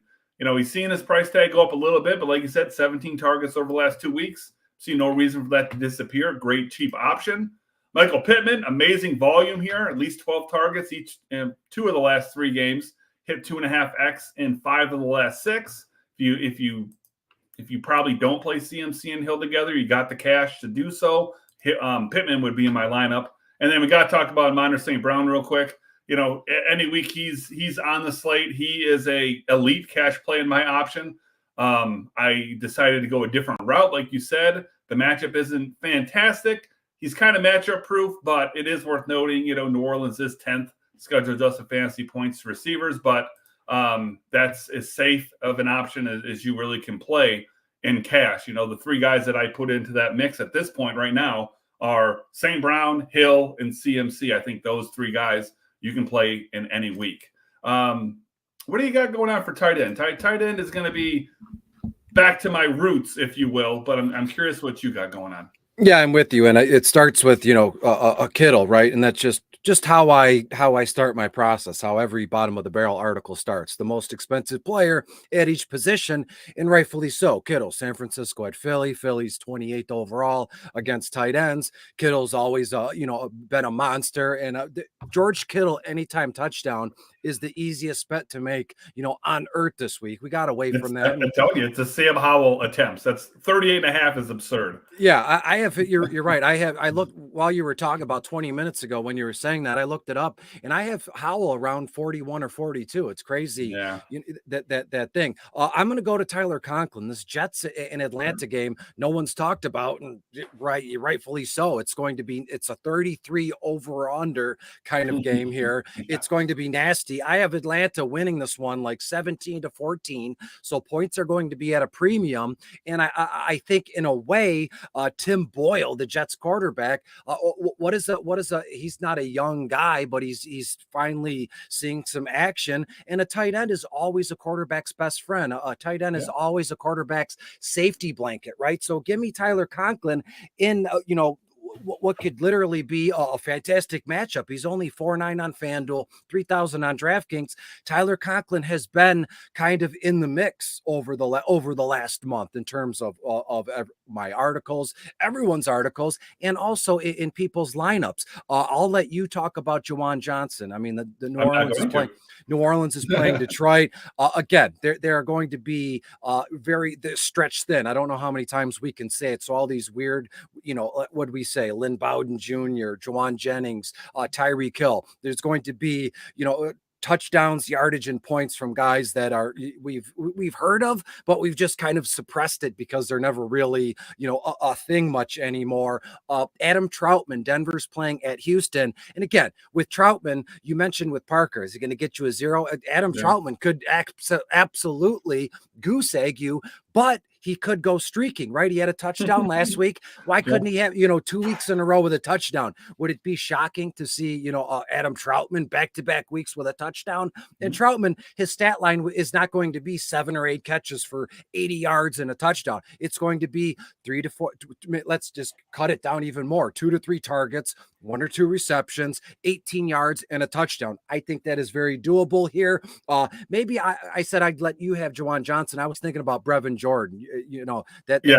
You can have him, although he falls in bottom of the barrel territory. He is the epitome of bottom of the barrel. Yeah, he's cheap as can be. Dalton Schultz is out, and last but not least, I'm going to mention Hunter Henry. Right, the Patriots and Bill Belichick. The empire is crumbling before our very eyes. But Bailey Zappi as the quarterback, maybe he, all we need is a little bit of fire from the Patriots. And we know inside the red zone, high upside targets, as people say, they always like that 2 tight end sets with the, an I formation kind of in a way. And Hunter Henry against the Chargers, who are 23rd, 24th overall against tight ends, almost the same stat line as Adam Troutman, but just add an extra reception and another 10 to 15 yards. I like Hunter Henry this week.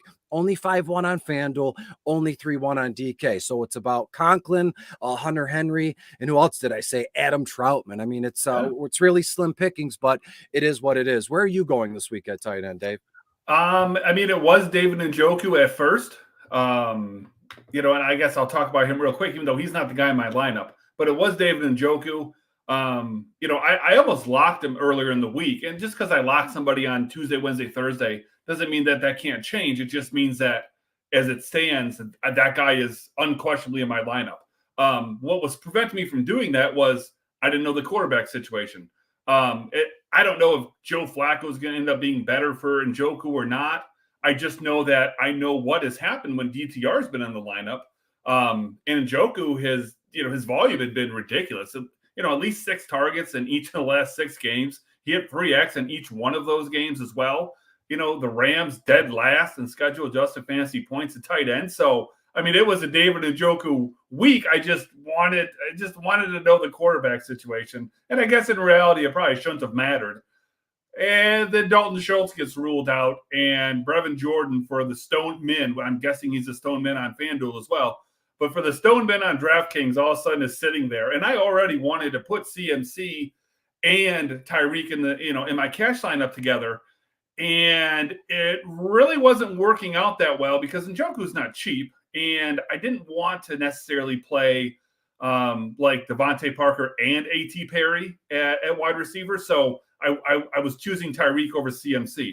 Brevin Jordan becomes available. Voila. This is, what I like to do. I haven't done it much this year because I don't know. I think that honestly, DraftKings has just been better at their pricing this year than they, had been in the past because there used to be, 2,500 is the minimum for a tight end. And very rarely did I pay over 3,000.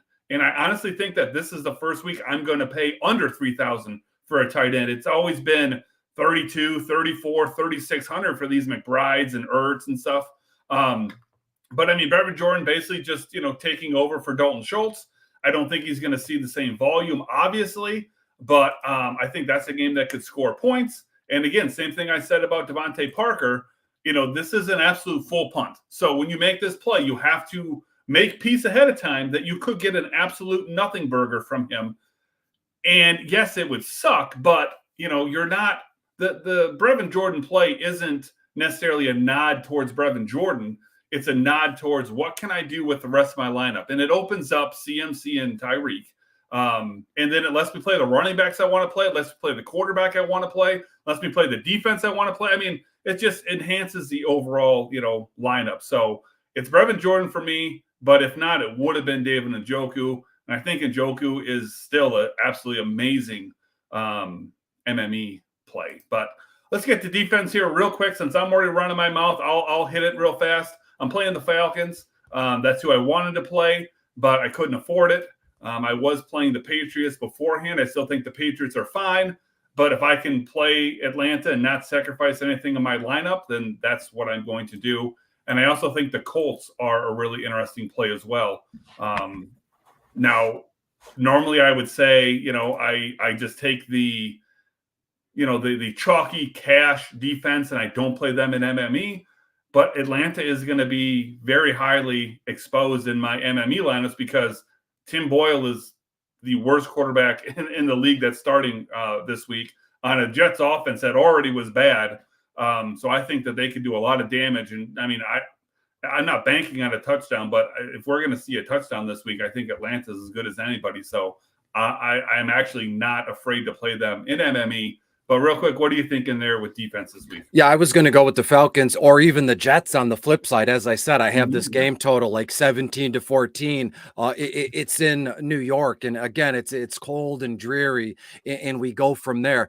To be fair, the New Orleans Saints are in play for me, and again, I've never once been accused of putting my Detroit Lions homerism out into my content, because then you wouldn't be respected, and people would take what you say. You just got to be honest. With a grain of salt. And again, after what we saw on Thanksgiving, is Jared Goff lacking a little bit of confidence? And we know that Superdome is a wild place. The Superdome, anything can happen in that place. That place is just, it's like, it reminds me of like a Mad Max movie where once you get inside, anything can happen. You get a blocked punt or just a tipped football, and everybody in that stadium and even outside in New Orleans goes absolutely nuts. So if the Lions get down, a touchdown or 10 points, God forbid, the Saints are going to keep their foot on the gas. And right now, as folks picture it, well, the Saints are down some of their offensive weapons. The Lions should come in there and bounce back big time. And again, the Saints on defense, their secondary has some pieces, right? That this Peyton Abedo, I believe it is. He's a cornerback / safety. Marcus Lattimore, if he is active, I haven't looked at the defensive, schemes of some of these teams in a while, but the New Orleans Saints defense can buzz around and get to the quarterback. And if the Packers did anything on Thanksgiving aside from winning and sending us home sad, they kind of had a blueprint for how to get to the Lions and how to make them crumble a little bit and if you get to Jared Goff, it's like a house of cards. Everything comes crumbling down. With most quarterbacks, but yes, to be fair. Give me the Saints. You have Atlanta to score a defensive touchdown. I think the Saints are a good bet for a defensive touchdown, and whatever happens. And last but not least, let's go with the Indianapolis Colts. Yeah. They're 4-5. I mean, they're not the cheapest option around, but they're not the most expensive. They're playing in Tennessee, and Will Levis has yet to show us anything. He had all those touchdowns his first game against Atlanta. I think he's had 2 cents, and those 2 touchdowns were in the same game. So again, Tennessee's kind of treading water, although I like the Tennessee side, a few pieces on offense, but give me the Colts, what I say, the New Orleans Saints and the Jets, right? Those 3, and just throw their names in a hat, throw them against the wall, and we move on from there, Dave. Yep, I just want to hit a couple of things here. We had a couple of things come in. I think we can hit them real fast since we, have sped things up here.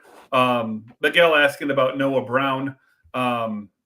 He's considering for GPP, just so people are aware. In GPP, anything's possible. If that's what you want to do for leverage, I think go ahead. He's, of all the pass catchers, he's going to be the lowest owned. I'm talking Nico, talking Tank, and I'm talking even Brevin Jordan's going to get a lot of ownership because of his price. So if you want to go that route, you can. I think that there's other, I don't want to call him cheap because he's not a cheap play, but I mean, for $800 less on DraftKings, I'd rather play Greg Dortch than I'd play Noah Brown. I think the floor is much higher, even though I don't care about floor for GPP, but the ceiling is higher as well. So that's why I bring up the floor. If I got a guy that I think the floor and ceiling are higher, then, that's where I'm going. So if Noah Brown is a consideration, I would honestly pivot to like a Dortch and use the 800 somewhere else. Chris, what do you think about for GPP? Yeah, when you look at Noah Brown, the last 2 times he's played, he had a 50 burger in each game. In terms of seasonal formats and PPR, but he hasn't played in 2 weeks. He's 26, 27 years old. Nico and Tank, the rookie, are really rolling here already. So it's going to take some time for Noah Brown to get back into the action. I think Noah Brown was a product of just right place, right time, right? Because one or two of those games, I don't think Nico was active. And it was him and Tank that were rolling. And now, again, I think CJ Stroud can absolutely support 3 wide receivers and a tight end. He is that special. He is that good at quarterback. But to me, absolutely, when you look at how much he is, what is he? Noah Brown is 6'4" on FanDuel, 45 on DK. And Greg Dortch is only 5'2", so you're going to save $1,200 on FanDuel. You can realistically, that's a fortune for someone like me in a GPP kind of sense. $1,200. I'm like, holy smokes! I can upgrade like 3 positions with $1,200. So yeah, give me. I would rather. I'm not going to say fade anybody, but I would look for other alternatives than Noah Brown here, Dave. And the very last one here, Ron's asking about Chris Olave. He thinks that Olave is going to fly underneath the radar this week. I think it's the exact opposite of that. As it turns out, at least I was looking at guys like Juwan Johnson, A.T. Perry, maybe even Kirkwood to a very limited extent. Whenever we thought that, Olave might be out. But in reality, the only thing that this offense is missing this week that it normally has is Shaheed. And it's not like Shaheed is some, world beater. Like, yeah, he will get some big plays and some long touchdowns every now and again. But for the most part, this offense is pretty close to 100%. I mean, how often is a team have absolutely no injuries going into a week? It never happens, So I actually think that Chris Olave is going to be very popular this week. It's no secret that the Lions, defense as a whole has been terrible lately, especially in the passing game. So Chris Olave is a guy that last night I was thinking about how do I maybe get him into my cash lineup. So I think that he's not going to go underneath the radar this week, Ron. Now, I'm not saying not to play him. I just want to maybe change your thought process a little bit from thinking you're getting leverage with Olave to probably more realizing that he's still a fine play, but it's not going to be sneaky. What do you think, Chris? No, you know who's going to go under the radar? A.T. Perry, the rookie in the same offense. This kid is 6'4", 6'5". Yeah, finally, getting some game action. I mean, way back in the spring and in the summer, people were throwing out A.T. Perry, Tank Dell, Puka, Xavier Hutchinson in the same circle, and Puka's shot up, Tank Dell shot up, and A.T. Perry finally is getting shown some love and some action, and he is 5'7" on FanDuel, while Chris Olave is 7'5". So you're looking at almost a $2,000 difference. So to me, A.T. Perry is the one flying under the radar. And I have Olave, 9 to 10 targets, 6 to 7, maybe even 7 to 8 receptions, 85 plus yards. I mean, and again, with this price tag, 85 yards and 7 receptions would be sweet. But to me, in that offense, it would be A.T. Perry flying under the radar, Dave. Yeah, funny how things change, but you're absolutely right. A.T. Perry now becomes, I think, the leverage play there. But we got 20 minutes before lock. I think that gives people time to make any adjustments that they need. I think this is the perfect time to end this so that people get the information they need, can answer some questions, and still give people time to make these changes. So, Chris, pleasure to see you, man. You pulled a me on Friday and had something that you forgot about. I know I feel dumb when it happens. I'm like, how the hell did I forget about this? So totally get it. And it's always great. I know you feel the same. It's always great to have Keith on with either one of us. So he's fantastic. So Keith is fantastic. Absolutely. So good luck this week, everyone. And we'll be seeing you next Friday. So